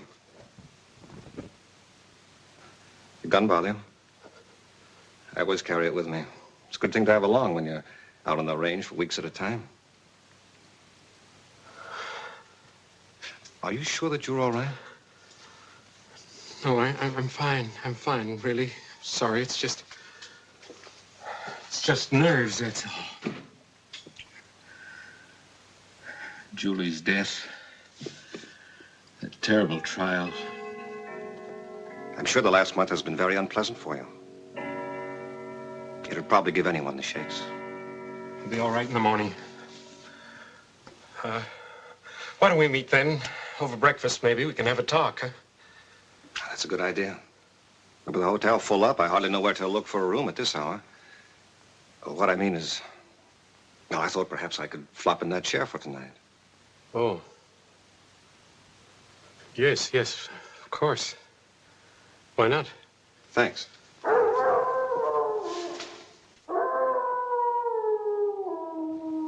You were saying there was another reason why you came? Oh, yes. I've been out on the range rounding up some beef for shipment. I got back, I found this letter from Julia waiting for me, along with a notification from the court about the trial and all. Julia wrote this the day before she was killed.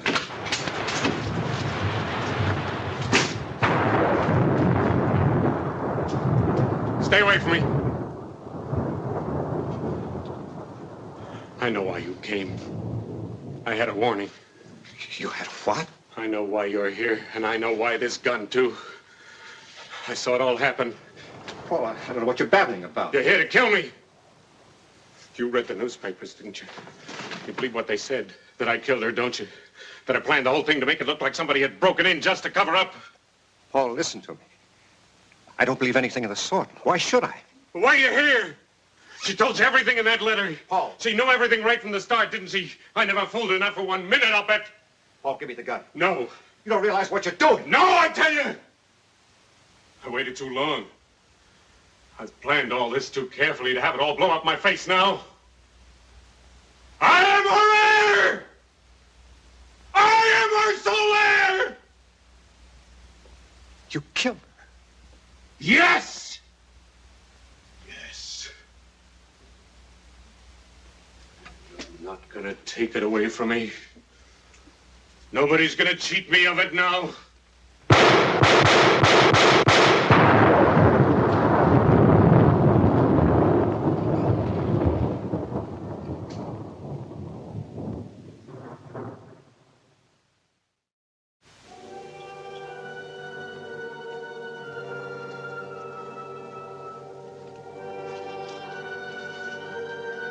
Dearest Roger, I only hope and pray you will believe that the last 6 months have been the happiest of my life.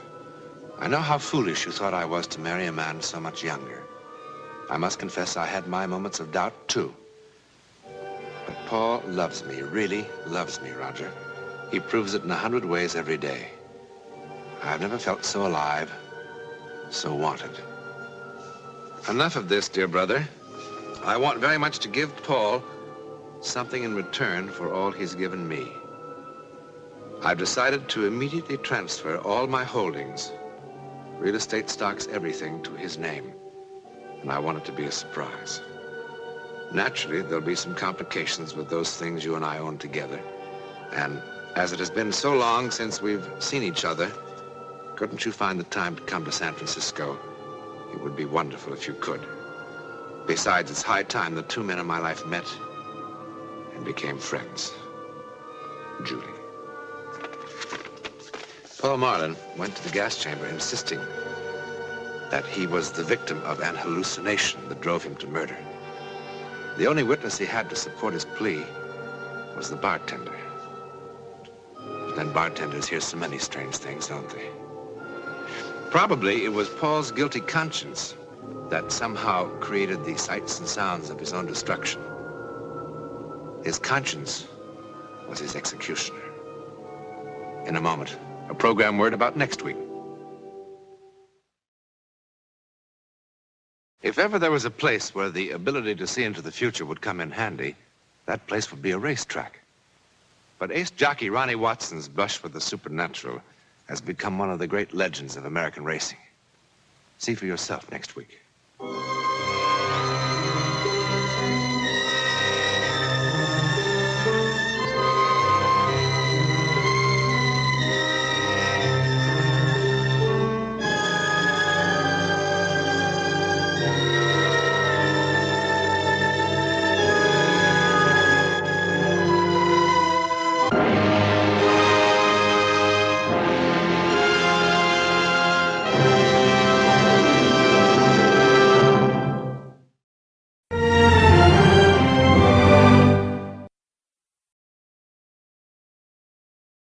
The amazing drama you're about to see is a matter of human record. You may believe it or not, but the real people who lived this story, they believe it. They know. They took that one step beyond.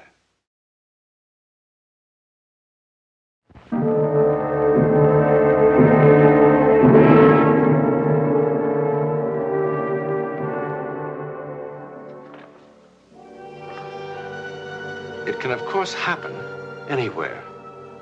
That brief encounter with something never to be entirely explained. It's happening now, here in Memorial Hospital. It's very late and most of the patients are asleep.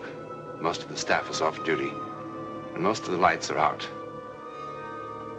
But the lights never go out here on the 5th floor.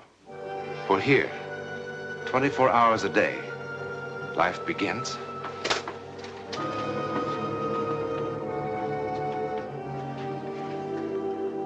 and ends.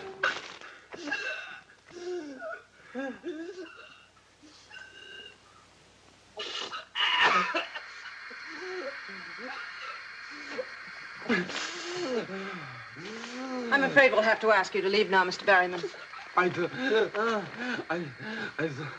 I thought we didn't have regular visiting hours on this floor.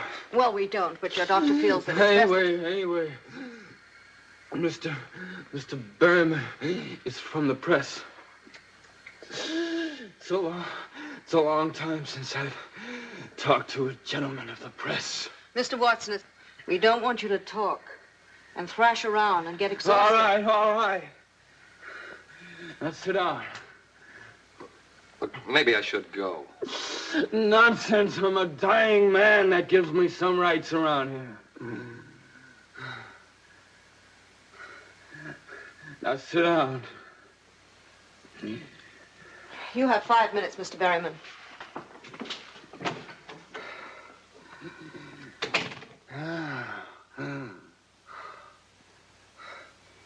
Is she gone? Yeah. Good.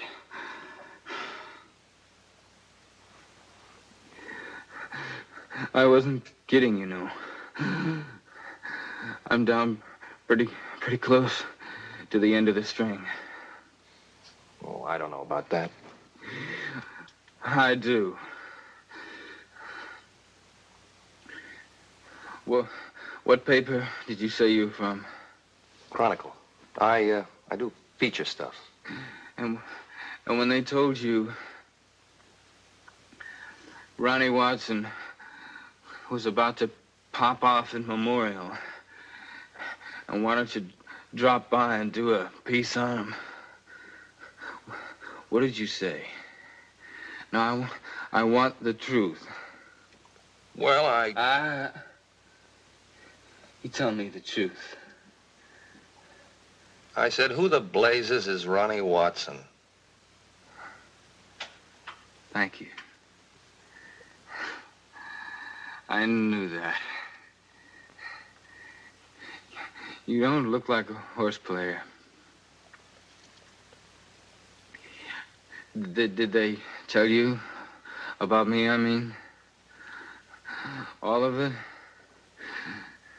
Did they tell you one year I wrote 345 winners? And that time I made $400,000 in stakes in 3 weeks. And the time I made $1 million in 3 months. They told me. Did they tell you about that time in California? Look, Mr. Watson, I think you better take it easy. No. I'm all right.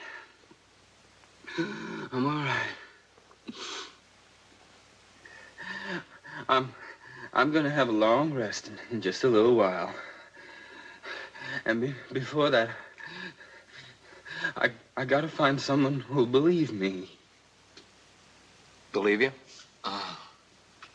About what? Nobody ever has. Sam said no one ever would. But somebody's gotta believe me. Someone's just got to believe me. Well, I think I better get the nurse. No. I'll be good. Please sit down. Please.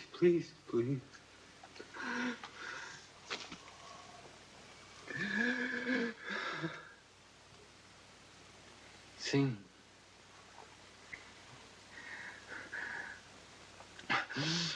Sam Berry was one of the greatest jockeys who ever lived. He was my friend. I was only 20 years old, and I was the scaredest young jockey on that Ohio wheel. Outside of Sam, there was only one person in the whole world I really care about. It's a girl named Rita. I thought she was quite a girl. Thought you were my girl. I can see you better from here. Barry rides flyboy in cab. My, what a famous man. And all the headlines. Sure, the racing phone. 2 old fashions and a ginger ale. One of these days. I know, one of these days. You're really gonna win on Flyboy tomorrow, huh? Well, it's a cinch. Unless you get too cute with that daddy's choice. Are you kidding? The way she quits in the stretch. If I can save second money, that trainer will be the happiest man alive. Well, Flyboy's got to win for a lot of reasons. Sam, you said afterwards. So I changed my mind. She's got a right to know. Well, maybe, but... A right to know what? What is this? Take it easy, kid. Take it easy, I'll tell you. Tomorrow's my last race. As of tomorrow night, I'm ex-jockey Sam Barry. What? You must be kidding. You can't quit now, not when you're right on top. I'm not on top. I'm just a little over the hill. I'm in the bushes because I just couldn't get mounts in the big time. Well, that's no reason to quit. It's just too tough, that's all. Too tough making weight. Too tough getting out of the sack before daylight. Too tough coming out of the gate. And too tough going for that little opening on the rail. Just can't believe it. It's not going to be the same without you. Well, I'll come around to see you every once in a while, see how you ride, see that you do everything I taught you and do it right. Or else I'll call you dirty names like the rest of them. Well, you taught me a lot, Sam, and I'll remember it. Well, just wanted to be sure that there'd be a boy who still knew his way around the track after I quit. Well, what are you gonna do? Well, there's a little place in Jersey. Bar and grill joint, little restaurant, real nice. Figure with my name on the door to draw. Sounds like you need a lot of money. 20,000. Well, I got 10 saved up. I figure Flyboy will be about 2 to 1. 2s for my 10 will get me 30. That's enough to buy the joint and live on while the place gets started. Yeah, if you bet at all. I already did. That nag of yours is the only one who could give me any trouble, but like you said, she'll quit in the stretch. So that's the big secret, huh? How come you knew first? Well, there's one other thing, one other reason, really, why I'm quitting. I'm, getting married. Oh, yeah? Oh, I think that's great. No, really great. I was worried about you being lonely away from the track. But with 2 of you... Well, who's the girl? Do I know her? Yeah, you know her. Well, what's the matter? Come on, who is she?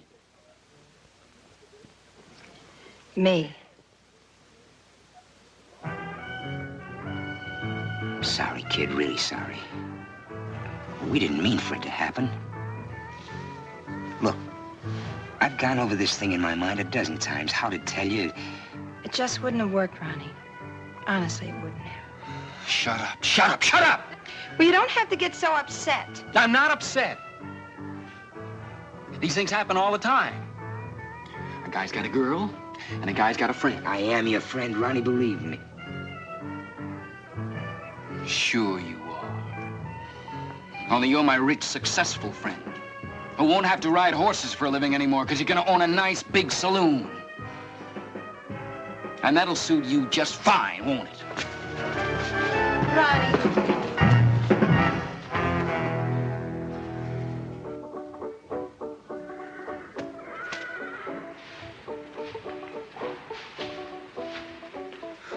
Lying awake all night hadn't cooled me off one bit. I kept hearing Rita saying it wouldn't work with us. It would have worked fine if I'd had some of Sam's money. Sam Barry, favored to win on Flyboy. Sam, my friend. My good friend.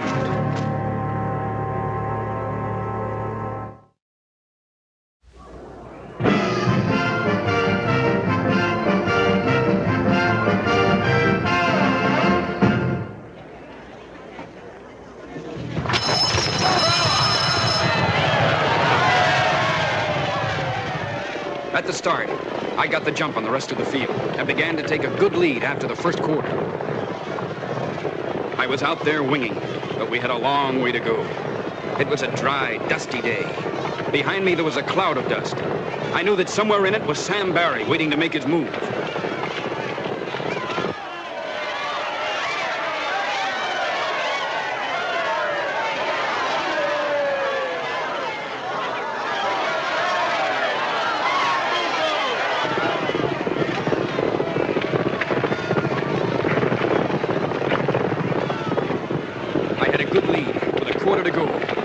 Feel the horse starting to shorten stride. I went to the whip at the top of the stretch, but he bore out. I could hear something coming on the inside. I didn't have to look to know it was Sam Barry on Flyboy. And then I saw him begin to make his move on the inside. I still had a strong lead, but Sam on Flyboy was coming at me fast. 100 yards out, and I knew he had me. He yelled something at me. I didn't hear what he yelled. All I heard was him telling me how Rita and he hadn't meant to fall in love. What I did was wrong, I know it. But it was dusty and they didn't take movies of races in those days, and seeing him going by me, I just had to do it somehow. I never even thought of doing it. I just did it. Grabbed his saddle cloth, threw his horse off stride. It worked perfectly, and Sam ate my dust as we went across the finish line.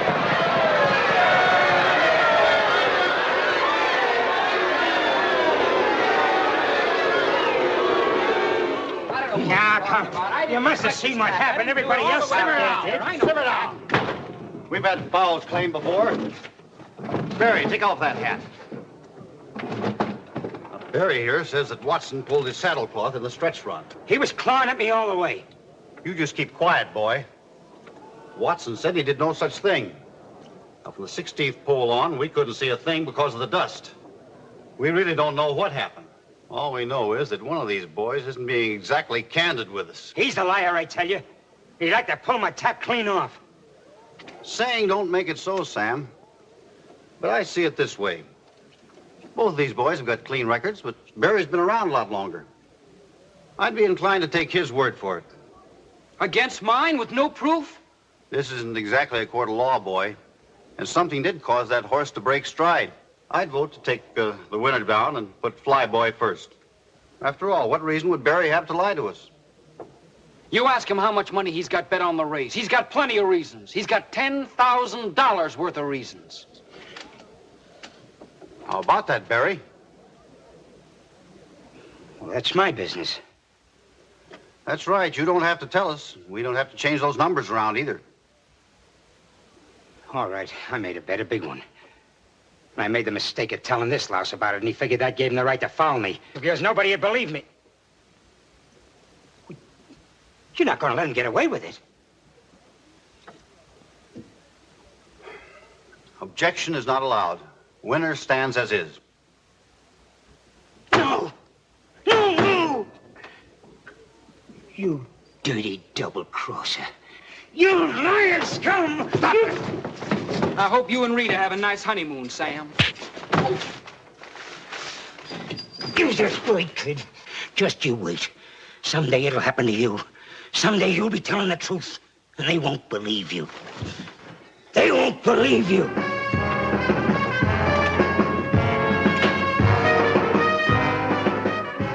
I went to the top, all right.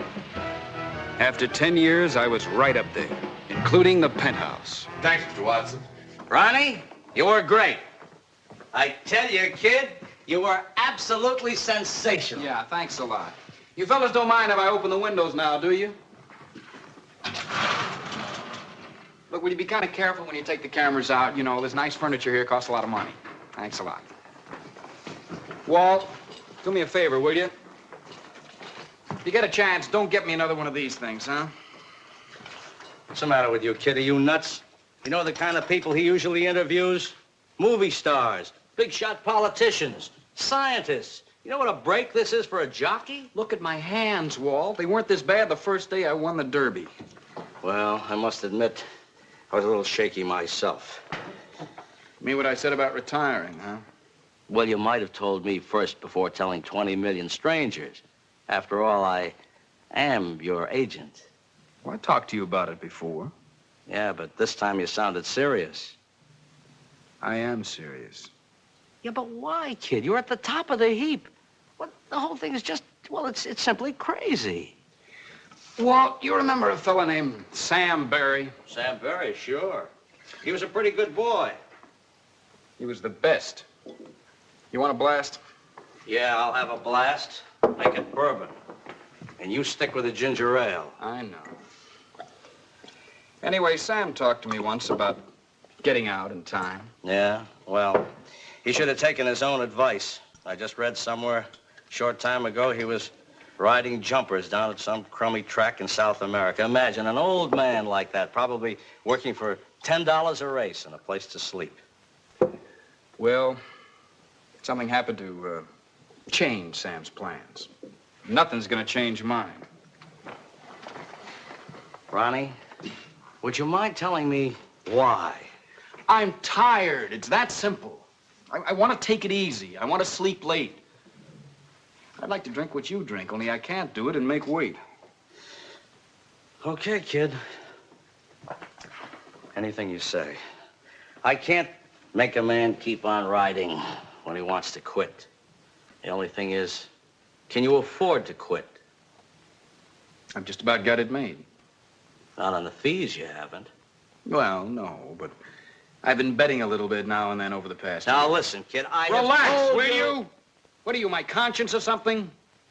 Anyhow, I didn't pull any horses. I just bet on what I thought was surefire winners. Horses I was riding.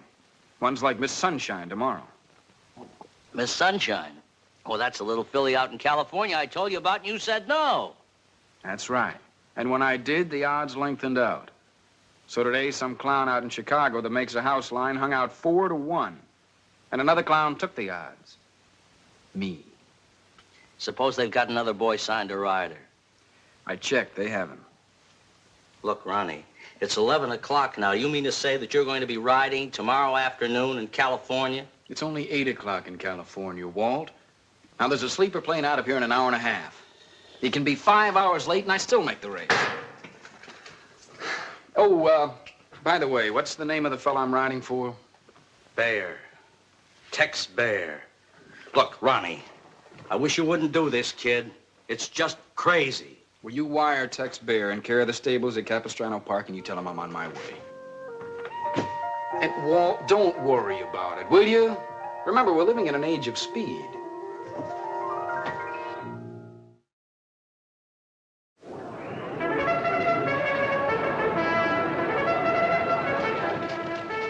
I was getting ready for the post-parade when I saw Sam. Sam Barry.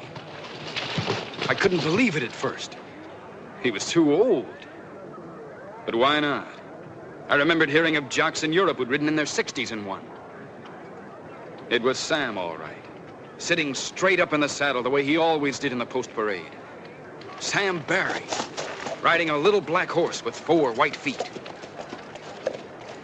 I wanted to talk to him, but I figured time enough after the race.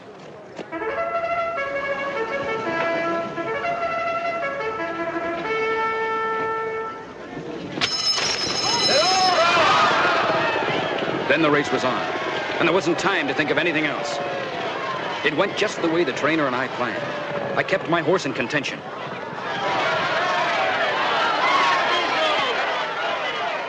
Along the backstretch, the front runner started coming back to me. I had plenty of horse under me as we turned for home. I knew I was going to win it. One horse came up fast. Somehow it didn't come as a surprise that it was the one with the white feet. Sam Barry's horse. Then it happened. He drifted out. I had to pull him up. By the time I got him back to running, it was too late. I finished 4th, 5th maybe. I don't remember.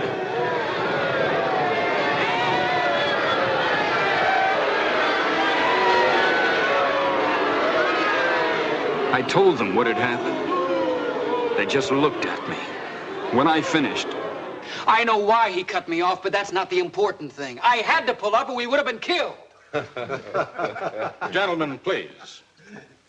Watson, I want to make sure we all understand each other. In the stretch, a dark horse with white feet drifted out. Now, when you tried to go inside, His jockey turned the horse in front of you, causing you to pull up. I know it cost me the race, but I had to. We both would have been killed. Yes, I think you've made that point clear. Just the stretch run, Charlie.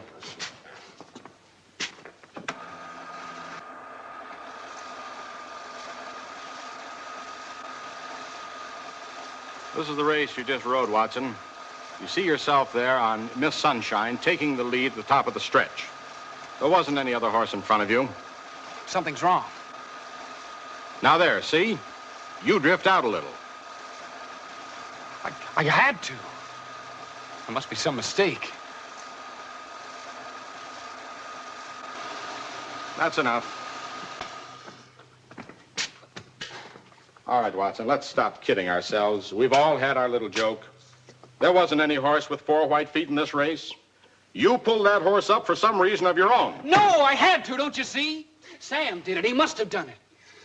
It's funny, he said no one would believe me. Sam? The other jockey was Sam Barry. Sam Barry? Have you lost your mind? I'd know him, wouldn't I? He used to be my best friend. Watson, what's the matter with you? There was an item about him in today's form. He came a long way to cut you off in today's race. What do you mean? Sam Barry was killed in a steeplechase in Uruguay yesterday on a horse called Patas Blancas. White feet. No. No!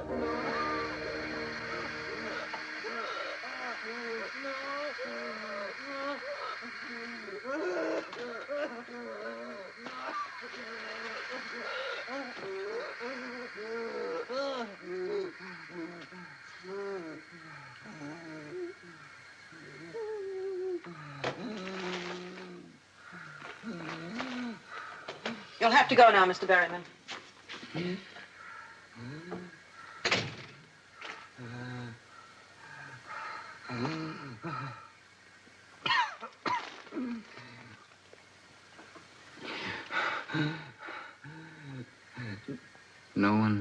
No one has ever believed me. Now, I gotta know. Do you? Do you? I believe you.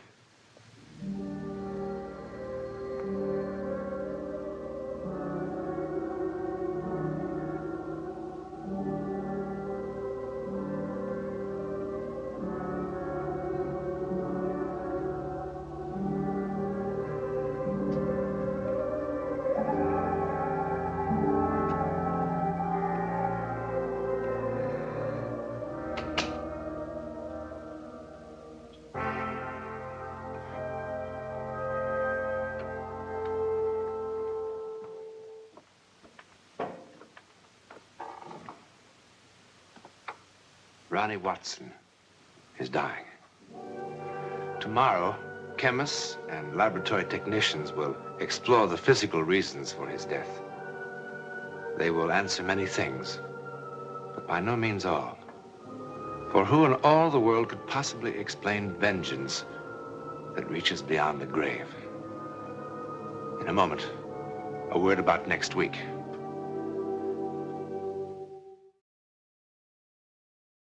Next week, we will visit India, still remote, mystical, mysterious, even in the jet age. We will watch a young American couple as they are swept along in a drama that could only happen in India, where the soul is considered infinite.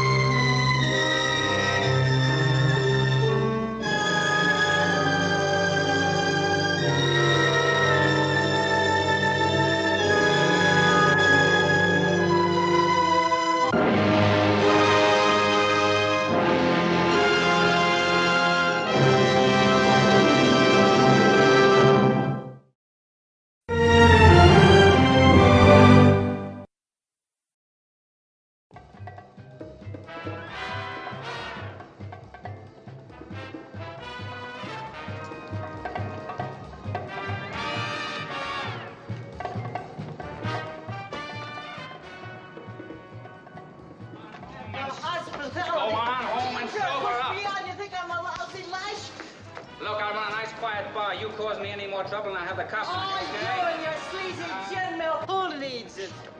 My credit's good in the best hotels in town. Oh, you gotta treat me like that, says you.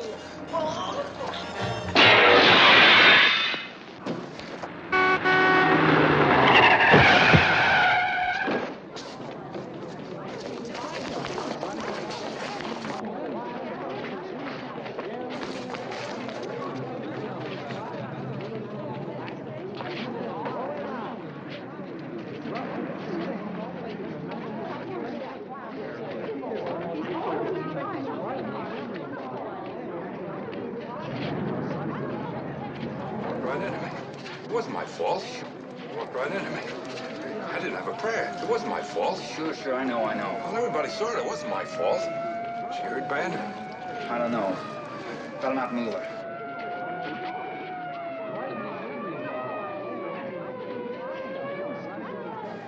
Here come the cops.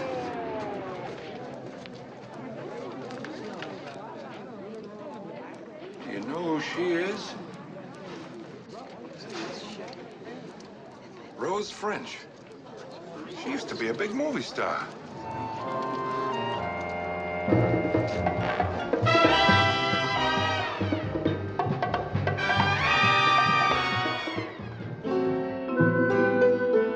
Rose French. In the blur of memory, the face grows dim. But do you remember the name? 20 years ago, Rose French. The remarkable Rose French. As a servant girl, or as a princess, she was a quicksilver star in a celluloid heaven. If a woman could sell her soul to achieve such fame, what wouldn't she do to get it back? Poor Rose, that was all she wanted, to relive the past. And those who loved her, Frank Clyde, for instance, could do nothing to stop her. But the comeback trail can lead to strange and sinister places, to a lonely garden, and to a night of terror. It can even lead to the face of a painted doll. But the comeback trail is a journey without maps, as sure as my name is Boris Karloff. Poor Rose French and her last desperate summer. That's the name of our story, Rose's Last Summer. Our principal players are Miss Mary Astor, Mr. Lynn McCarthy, and Miss Helen Quintal. Let me assure you, my friends, this is a thriller.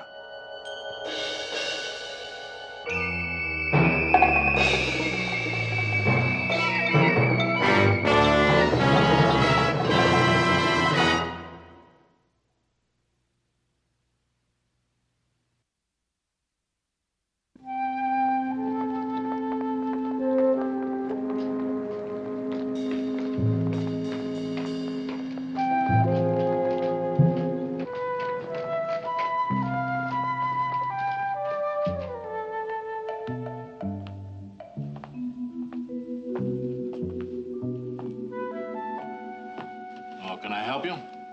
Well, I talked to the other desk sergeant yesterday. I'm Frank Clyde. Oh, yeah.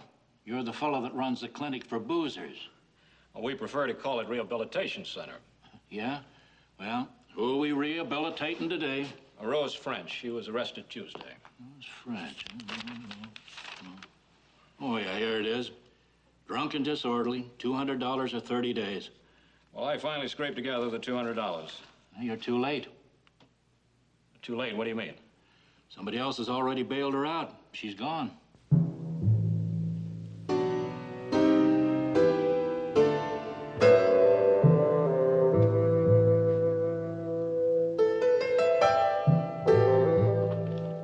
Rose French.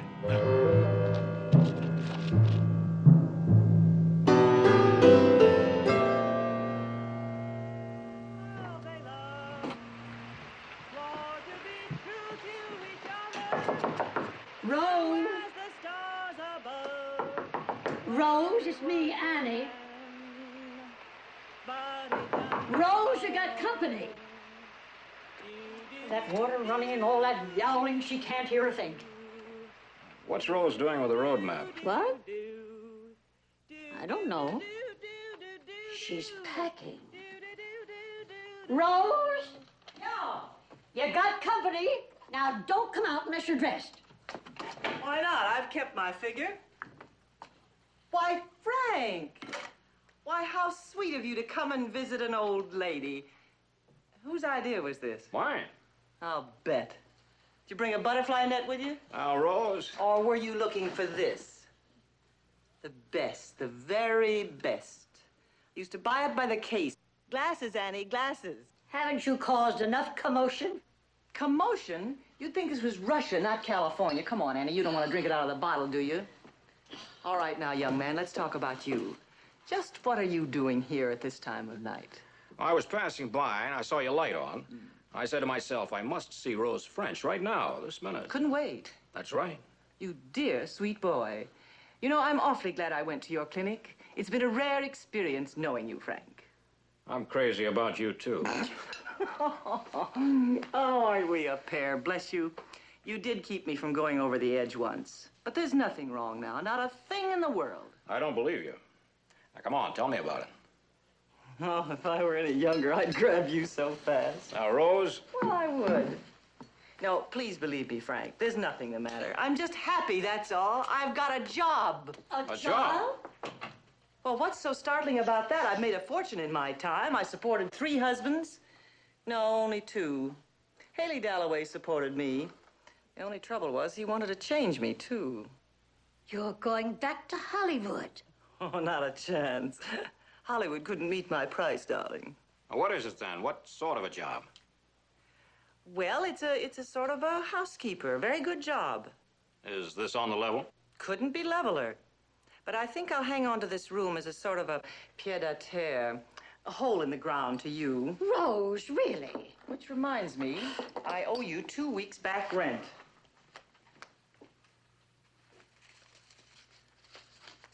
And a month in advance. Is that satisfactory? Oh, yes, indeed. Rose, I just don't understand. Neither do I. Where is this job? California, the good old USA. Will you stop being childish? We want to know where you're going. I'll keep in touch. I'll buy you a steak dinner one of these days. Oh, come on, you two. Don't be so serious. I thought you'd bust your buttons with joy at getting rid of me. Come on, now, drink up. Here's to the job. No, I've got a better one. Here's to independence. I know a better one still. To Rose French.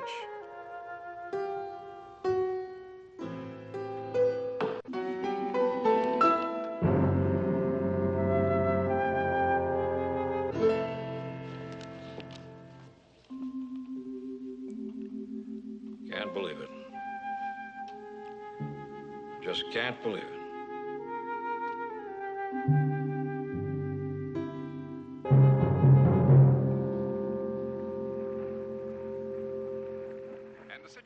Washington remains in the same state. From the town of La Mesa, California, comes news of the sudden death of one-time screen star Rose French. She was found dead in the garden of a couple who say they did not know Miss French or have any connection with her. Although the demise seems of natural causes, police are making the usual investigation. Miss French was once married to Haley Dalloway, the well-known industrialist. From the eastern seaboard comes a story about a man who tried to prove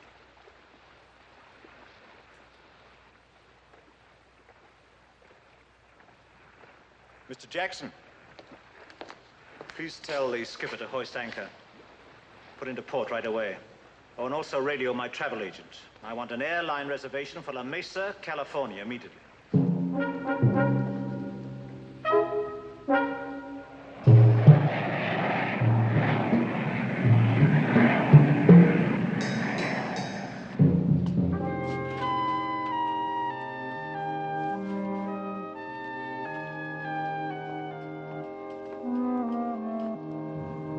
Sense, Captain. Just doesn't. People die every day, Mr. Clyde. But she was perfectly well when I last saw her. When was that? 8 days ago in Los Angeles. You suspect murder? I didn't say that. Police surgeon's preliminary report says she died of natural causes. But what was she doing in that garden? What was the name of the family who lived there? Goodfield, Willett Goodfield. He just moved in with his wife and mother. What was she doing there? Just passing by, it seems. Garden gate was open. She sat down to rest. They found her body by the bench, her suitcase beside her. Well, she said she was going to a job. It must have been in that neighborhood. No, we checked the whole district. Nobody knows anything about her. Mr. Clyde, I'm afraid you're just going to have to face the facts as they are. Haley Dalloway. You two know each other?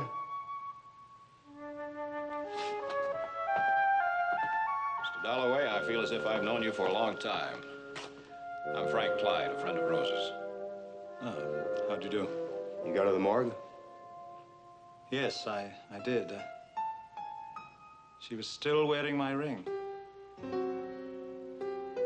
After all these years. Still wearing my ring. So, Rose was a patient of yours, was she? For a while. Always felt it wasn't Rose that couldn't adjust to the world. It was the world that couldn't adjust to Rose. You liked her, eh? Very much. So did I. There were times when she made my life a hell, but I liked her. I was pretty hard on her, I'm afraid. She had to conform, or else, well, she wouldn't, or couldn't, so I lost her, of course. You never saw her again? No, not until today. I just couldn't believe it. I couldn't believe she was dead. Mr. Dalloway, I'd like to see where she died.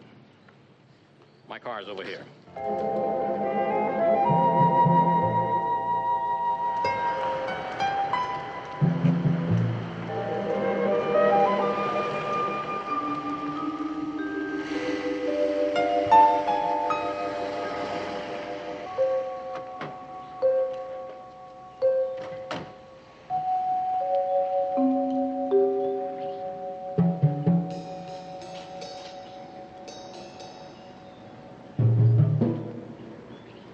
How long since you and Rose separated, Mr. Dalloway? Oh, about 20 years. I never married again.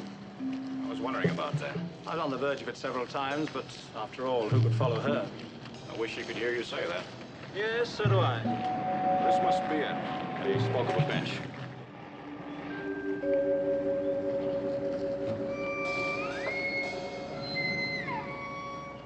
So lonely here. You'd think no one was here. They probably keep this end of the house closed up. Oh, no. She should never have died like this, not Rose. She should have been surrounded by people. Mr. Dalloway. Try not to let them see you, but take a look up at that corner window.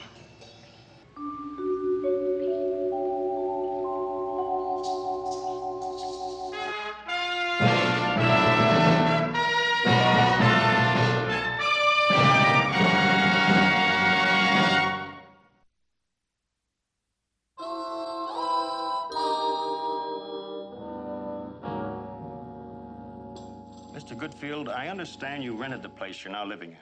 Yes, we rented it for 2 months. We've been in it a month. Where is your permanent residence? In San Francisco. Did you know the deceased? No, I told the police that I'd never seen her before. Then you didn't recognize her as Rose French? Well, the name Rose French meant nothing to me. I seldom go to the movies, and she was before my time. Then no member of your family saw anything at all, hmm? I'm telling you, we saw nothing nor we heard nothing. Not until I found the body. Then I telephoned the police immediately. Well, my mother-in-law, I'm afraid, is a very difficult woman. Then you have nothing to add to the testimony of your husband? Nothing. But I assure you it's been a most unpleasant experience finding a dead body in the corner of your garden. Dr. Severin, you performed an autopsy on the body of the deceased. I did. Would you tell us, please, what brought about her death? Coronary thrombosis. She died almost instantly. As a matter of fact, her death was long overdue. Oh? Why do you say that? Her heart was badly damaged, almost twice its normal size.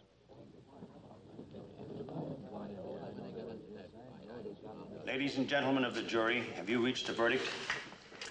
We have. We find the deceased Rose French to have died from natural causes due to a weak heart and overexertion. Thank you, ladies and gentlemen of the jury. Court is dismissed.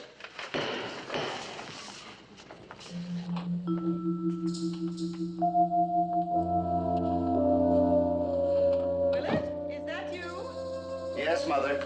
Bring me my cup of tea and tell me how things went. Yes, Mother. In just a moment. I need a drink. You're drinking too much, Willett. That's my business. And mine. I want to send flowers to the funeral tomorrow. Flowers? Yes. It's the least we can do, isn't it? I'll go, darling. You relax.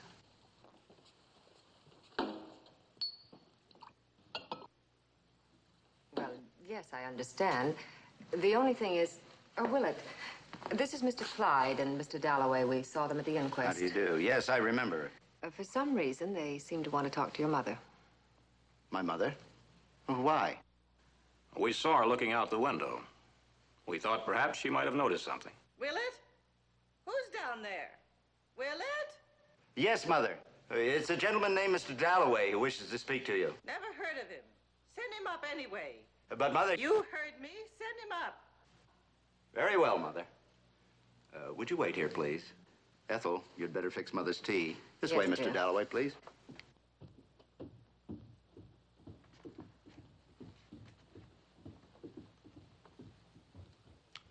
Don't worry about me.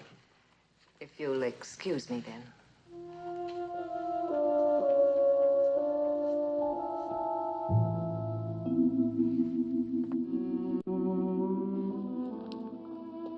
Won't you come in, please? Mother, this is Mr. Haley Dalloway. He was at the inquest. He used to be married to Rose French. How do you do, Mrs. Goodfield? How do you do? Sit down. Well, thank you. Oh, stop hovering, Willett. You know I don't like it. I'm perfectly capable of conducting a conversation by myself. I'm sorry, Mother. Your tea will be up directly. Now, what can I do for you? Mrs. Goodfield, is there anything at all you can tell me? Anything about my former wife's death? What makes you think I can? I don't know. Perhaps I thought you might have seen something from this window here. I just can't bear to think of her dying out there, alone. No, for an actress, that must have been a hardship. Did you divorce Rose French? Yes. Did you have reason to? Yes, I thought so at the time. We didn't get along. Well, then why this great interest? Why this morbid concern? Well, maybe like Frank Clyde, I feel guilty about her. Who's Frank Clyde? A friend of hers. Where? So she had friends. That's interesting in itself. Those people seldom do. Rose may have had her faults, but meanness wasn't one of them. Sit down, sit down. Please, sit down. You know, I rather like you. At least you have spirit. Tell me, do you know the Sweet Marie doll? No, I can't say that I do. You would if you'd had children. It was a beautiful doll. We made a fortune on it once. Mr. Dalloway, I'm afraid you'll have to go. There's nothing I can tell you.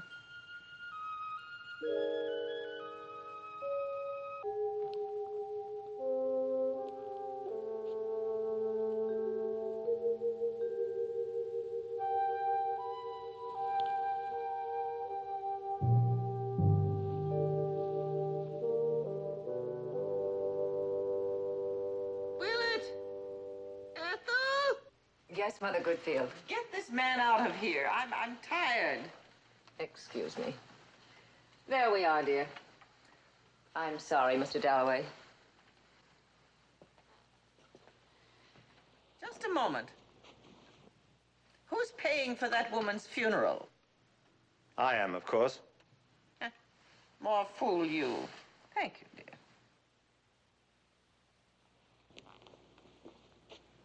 Ah, nice and hot. You still haven't explained this map. There's nothing to explain. It's a perfectly ordinary road map. We used it while we were traveling. Mr. Dalloway, I found this map burned in the fireplace. Rose had one just like it. I saw it in a room. So what does that prove? It proves she was here in this house. Are you out of your mind? You can get those maps at any gas station. Are you sure it's the same one? No, he isn't. Yes, I'm sure. It had the same markings. Well, let me see it. No, this is too much. Questioning, hounding. For 3 days now, I haven't had a moment's peace. But this is the last straw. I've had all I can take. What are you afraid of, Mr. Goodfield? Gentlemen, I think you'd better leave before we call the police.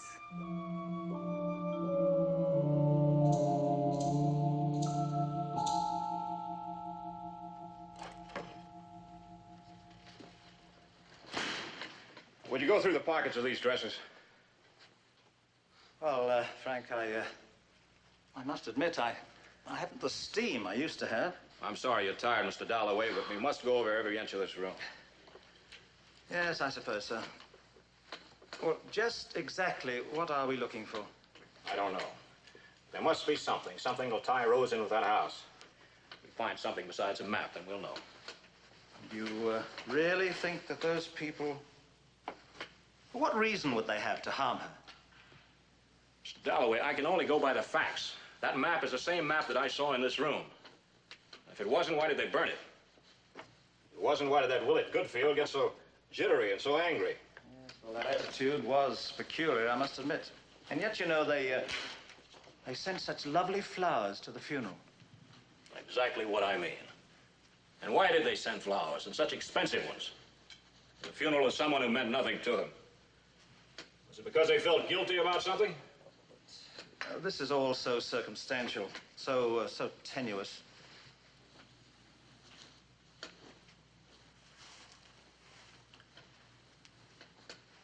Would you call this tenuous, Mr. Dalloway? Oh, what is it? I didn't want to upset you. I got this afternoon.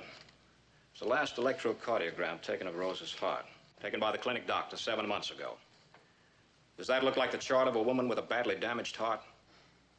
Frank, I don't know about these things. Well, look at the rhythm, the pattern of the heart action. You heard the coroner's testimony. Coronary thrombosis, enlarged heart. Now, Dr. Lewis assured me there was no evidence of such a condition in that cardiogram. But, could it have changed so rapidly? I don't know. I don't think so. You know what I think? I think those people killed Rose. I think they lured her up there to La Mesa with a promise of a job. Somehow, I don't know how, they made it look like she had a heart condition. Maybe some drug. But why, Frank? Why?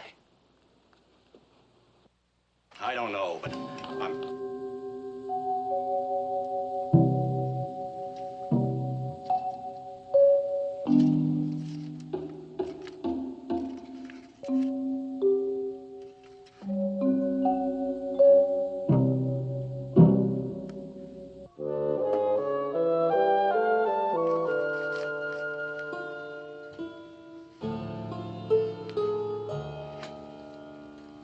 Yes. I remember now. She used to doodle like this while talking on the phone. See the word La Mesa? Yes, but she knew she was going there. Well, look at the way she doodled the word good 4 times, and each time with a capital letter. That could have subconsciously meant the name Goodfield. Yes, it's possible, I suppose. Well, that does it. La Mesa, Goodfield. That ties them together before she ever left here. Well, I'm going to the police. No, Frank. No, don't do that. This isn't enough. That doodle could just mean what the word says, good. I mean, just an indication that she was happy about getting a job. I suppose we took a run up to San Francisco and looked into their background. That's where they're from. They still have a home there up on Nob Hill. They also have a doll factory. Good. We'll go to San Francisco. It's worth a try, anyway.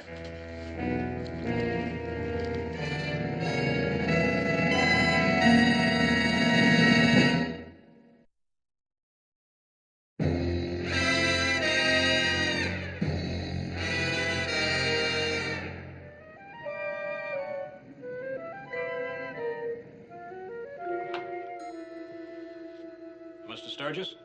Yes? Well, there's no one in your outer office, so I took the liberty. Oh, lunchtime. They're all out to lunch. I always have mine right in here. Just fruit. Best thing for you. I'm John Richards. I called for an appointment.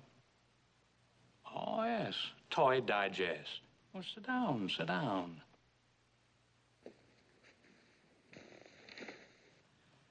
You're interested in doing an article on old Horace Goodfield, aren't you? Well, not exactly. It's a symposium. Well, they told me at the doll factory that you were the executor of Horace Goodfield's estate. I thought you might fill me in. Nobody knew more about old Horace Goodfield than I did. Now, what is it you want to know? Well, first, when did he die?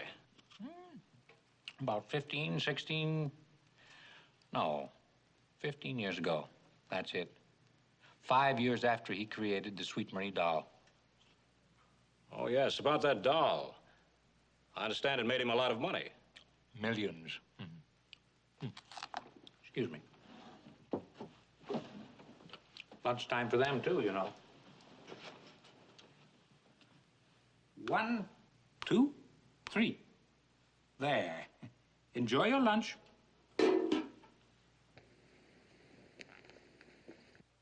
What kind of a man was Mr. Goodfield? A genius. Oh, he invented all kinds of toys. Of course, he was rather eccentric. Hadn't been for all his money, you'd have called him a nut. And the rest of the family, what were they like? Well, Horace didn't pay much attention to his family. Tell you the truth, he didn't like his family very well, especially his son, Willett. You see, Willett never invented anything. Well, he left them his money. As the executor of the estate, I can't discuss that. I see. Where is Mrs. Goodfield? I thought I might like to talk to her. Oh, she's away somewhere, traveling. Well, you've given me a very interesting sidelight on Mr. Goodfield. Thank you, Mr. Sturgis. Well, you're welcome, Mr. Richards. Oh, yes. I'd like to see a copy of the article when it's published. I'll send you a copy. Goodbye, sir.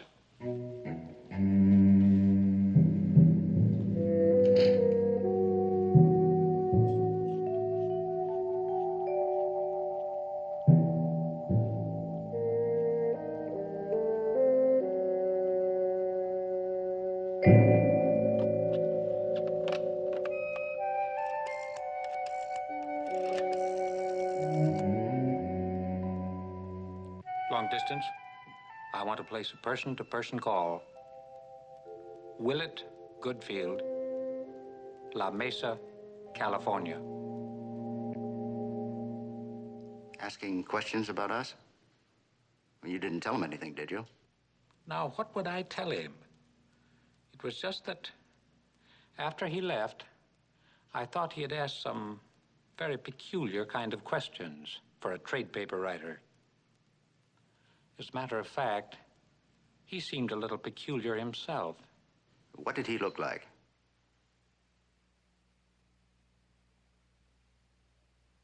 I thought so. Frank Clyde. Well, he's a friend of Rose French's. He didn't believe the findings at the inquest. I am careful. We thought we'd covered everything. This means more to us than it does to you. All right. I'll keep you informed. Clyde? Yes. He's up in San Francisco checking. What are we going to do? Don't panic, Willett. We're past the time limit now. We'll just have to end it a few days sooner than we planned. Ethel, I don't mean to be weak. I know you don't, baby. Just trust me, that's all. Just leave everything to me. Mother Goodfield.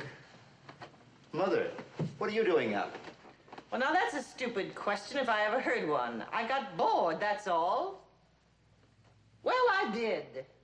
Now, darling, you know it's better for you to stay upstairs. You're much more comfortable there.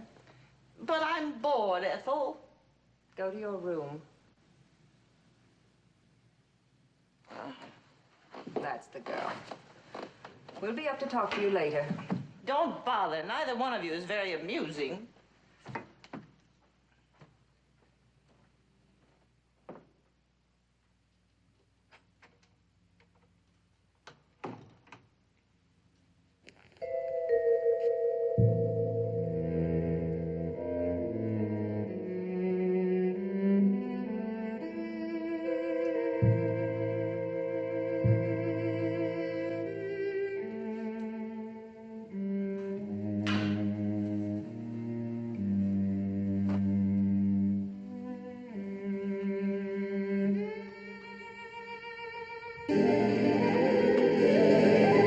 Now, Rose, none of that.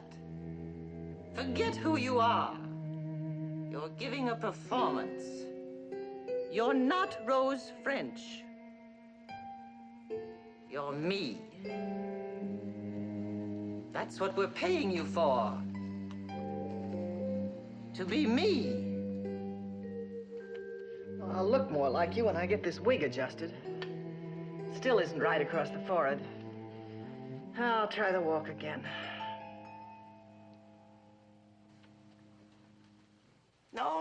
No, that's not right. You still haven't got it. Oh, well, I'm doing the best I can.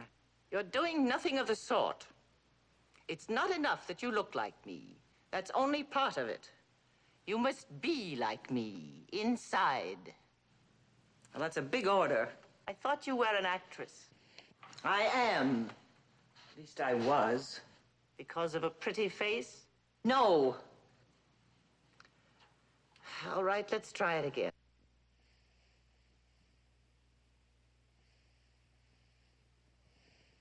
A little slower. I couldn't walk that fast. That's more like it. Now, say something. Say something to my son.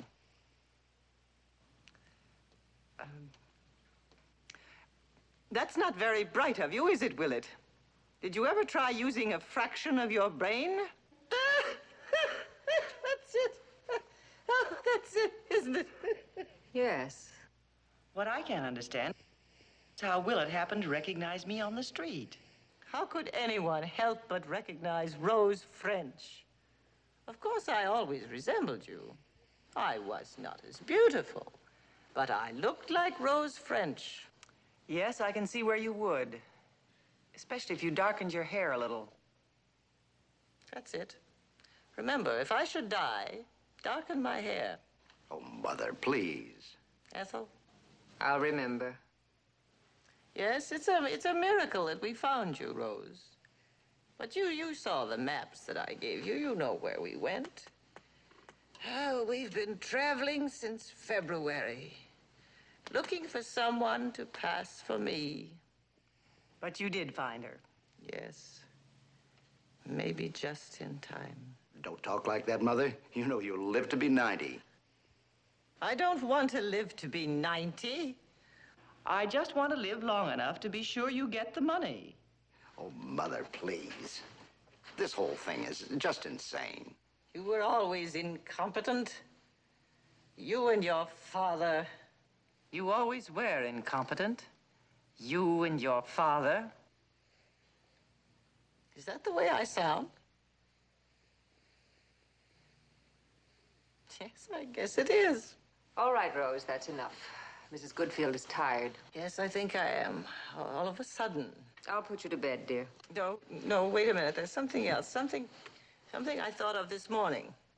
It can wait. If anything should happen and Rose has to take over, you must never let down. Not even when you're alone. You must call her mother, and you must call her mother Goodfield.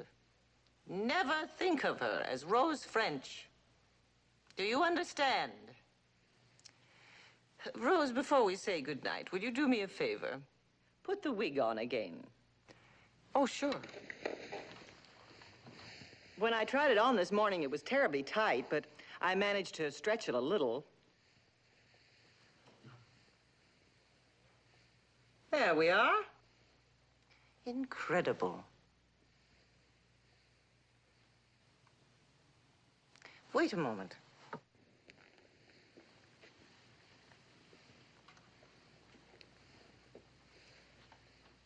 Well, it's unnerving, isn't it? What do you see? Rose? I see two dreadful old women.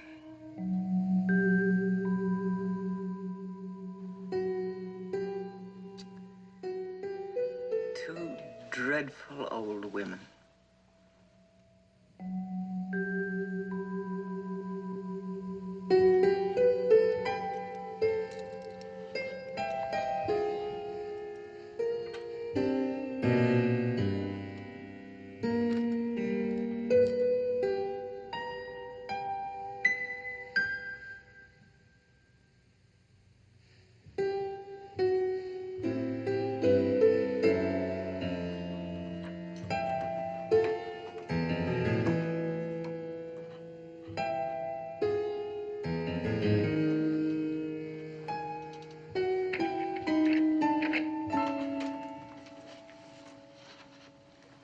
What are you doing? I'm going home. You're what? I'm going home. I'm a fraud and a cheat, and so are you. I can't go on with it any longer. I won't. I'm afraid you'll have to. Now, look, I don't want to cause any trouble, but I'm ashamed and I'm scared. I want to be myself again. And who is that? Who is that? Why, Rose French, of course. You can't be Rose French. Rose French is dead. No. She's dead and buried. She doesn't exist anymore. Oh.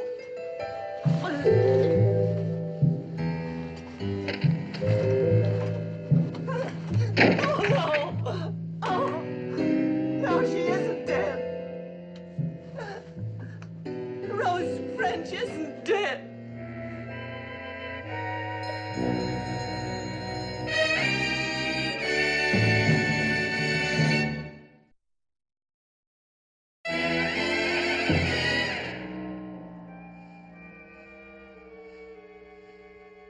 I'm a realist. So was your mother. Do you know what she said to me? She said Rose must die as me. If I die as Rose French, Rose must die as Mrs. Horace Goodfield. It was awful when Mother died. Trying to make her look younger. Dyeing her hair so she'd look like Rose. I know, dear. I couldn't go through it again. I'll never forget when we carried her down. I just couldn't go through it again. You won't have to. Once we get Rose to San Francisco, you can leave everything to me. Just don't fail me now, darling. Don't fail your mother.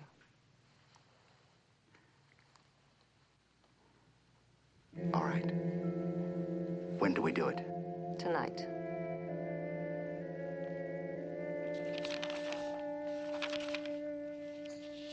Miss, just a moment. I'd like to have a copy of this page, please, as soon as possible.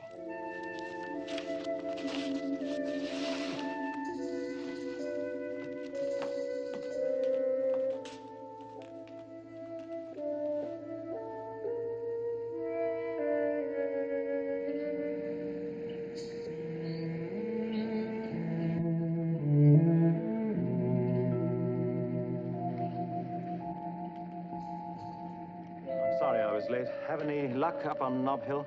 No. I watched their house from noon till 4. Nobody showed. I even tried to get inside. But a police car came around, and I figured I'd better skip that gambit. Well, I think I found something in the newspaper files. Look at this. A copy of Goodfield's obituary. in the Times 15 years ago. Mrs. Horace Goodfield. She was when her husband patterned the Sweet Marie doll after her face. She's a dead ringer for Rose. Of course, but look farther down. The part about the will. Now here, Frank. And it is rumored that the eccentric millionaire left an eccentric will, leaving his fortune in trust to his widow. It becomes hers only if she reaches 65 years of age. Otherwise, the entire estate will go to the Parnassus Health Food Foundation. If she dies before 65, the family loses the whole shebang. Right. See, that should be just about now. Yeah, I had her date of birth. Let's see. Oh, here it is. May 29th. Now, she was 65 just 2 days ago. You realize what this could mean? That must have been Mrs. Goodfield they found in the garden. Ridiculous. Are you trying to tell me that that old woman in bed upstairs was Rose French? The woman I was married to? It had to be. They must have hired Rose to take her place so they'd get the money, even if Mrs. Goodfield died before she reached 65. A fantastic scheme. But Frank, that would mean only one thing, that Rose is alive. As of now. But they don't need her any longer. Today is May 31st. Come on, let's get back to La Mesa at once. But my car's in the garage down the street.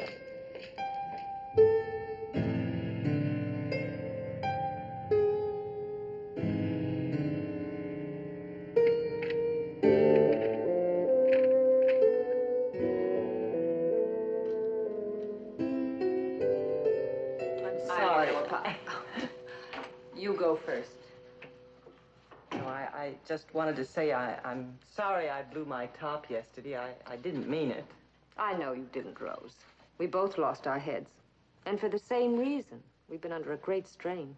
Well, you and Mr. Goodfield particularly. It was inexcusable of me to act the way I did. Can you forgive me? If you can forgive me. You know I can. You've been magnificent, Rose. You know, this is nice, our talking like this. It's the first time we've really talked together. Then we're friends? You bet. That's wonderful. After all, we are so close to the end. That's right. Just one more day and you'll be free as the air. Yes, I'm going to New York, and I've made up my mind I'm going to change my name, and you'll never hear of me again. I brought you a present, Rose. Oh, glory be. I know you've missed your little nip, and I see no harm in it now. Well, this is good stuff, too, you know. I used to buy it by the case. $500 was nothing for a party. Well, just help yourself. Well, you are a dear girl. Don't be silly. Let's just call it a peace offering. Bless you.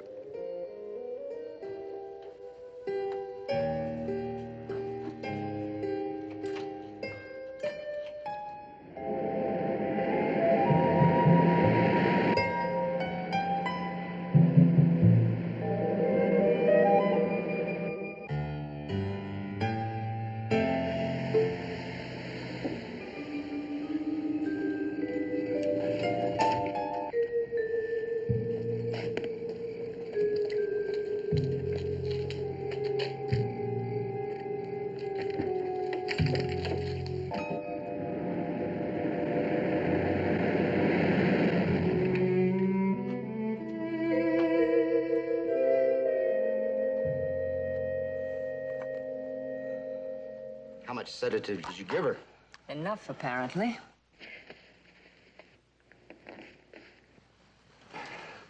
There we are now. Come right up here. Goodfield. That's right. That's fine. Now we've got you here. Oh. You force your way into Goodfield's house on that kind of evidence. If you're wrong, you'll have one whale of a suit on your hands. Well, let's not stand here arguing. Let's get up there. Well, suit or no suit, are you coming with us, Captain, or do we go without you?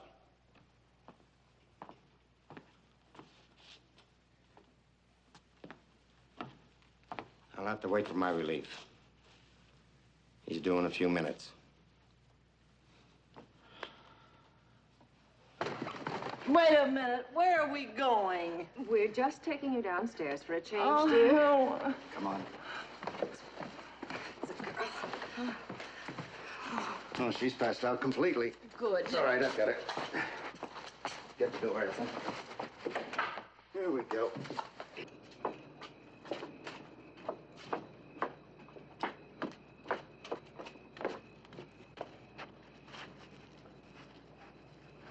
You can manage alone. I could have managed alone from the very beginning. Let me go, will it? You know how I hate to have you fuss over me. Oh, I'm sorry, Mother.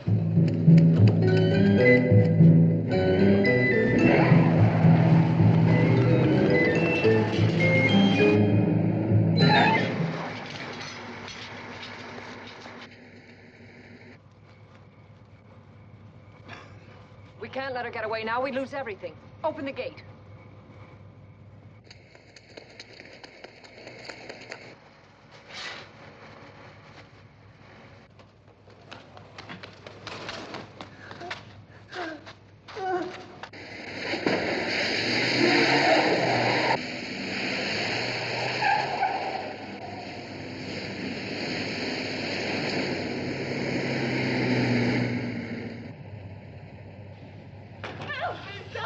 Over there. Somebody let me in! Please, somebody let me in!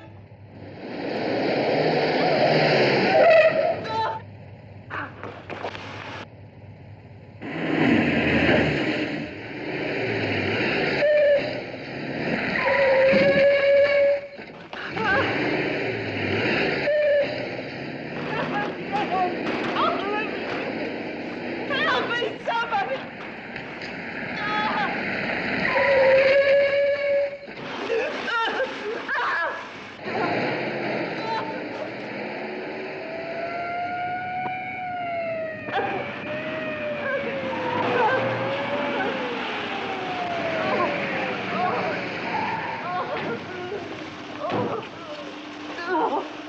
Oh, Frank, they're trying to kill me. Oh. Oh. It's all right. Get after them. All right. All over. Oh. It's all right. It's all right. It's all right. It's all over, Rose. Oh, Haley. Rose, let's go home. Oh, thank you.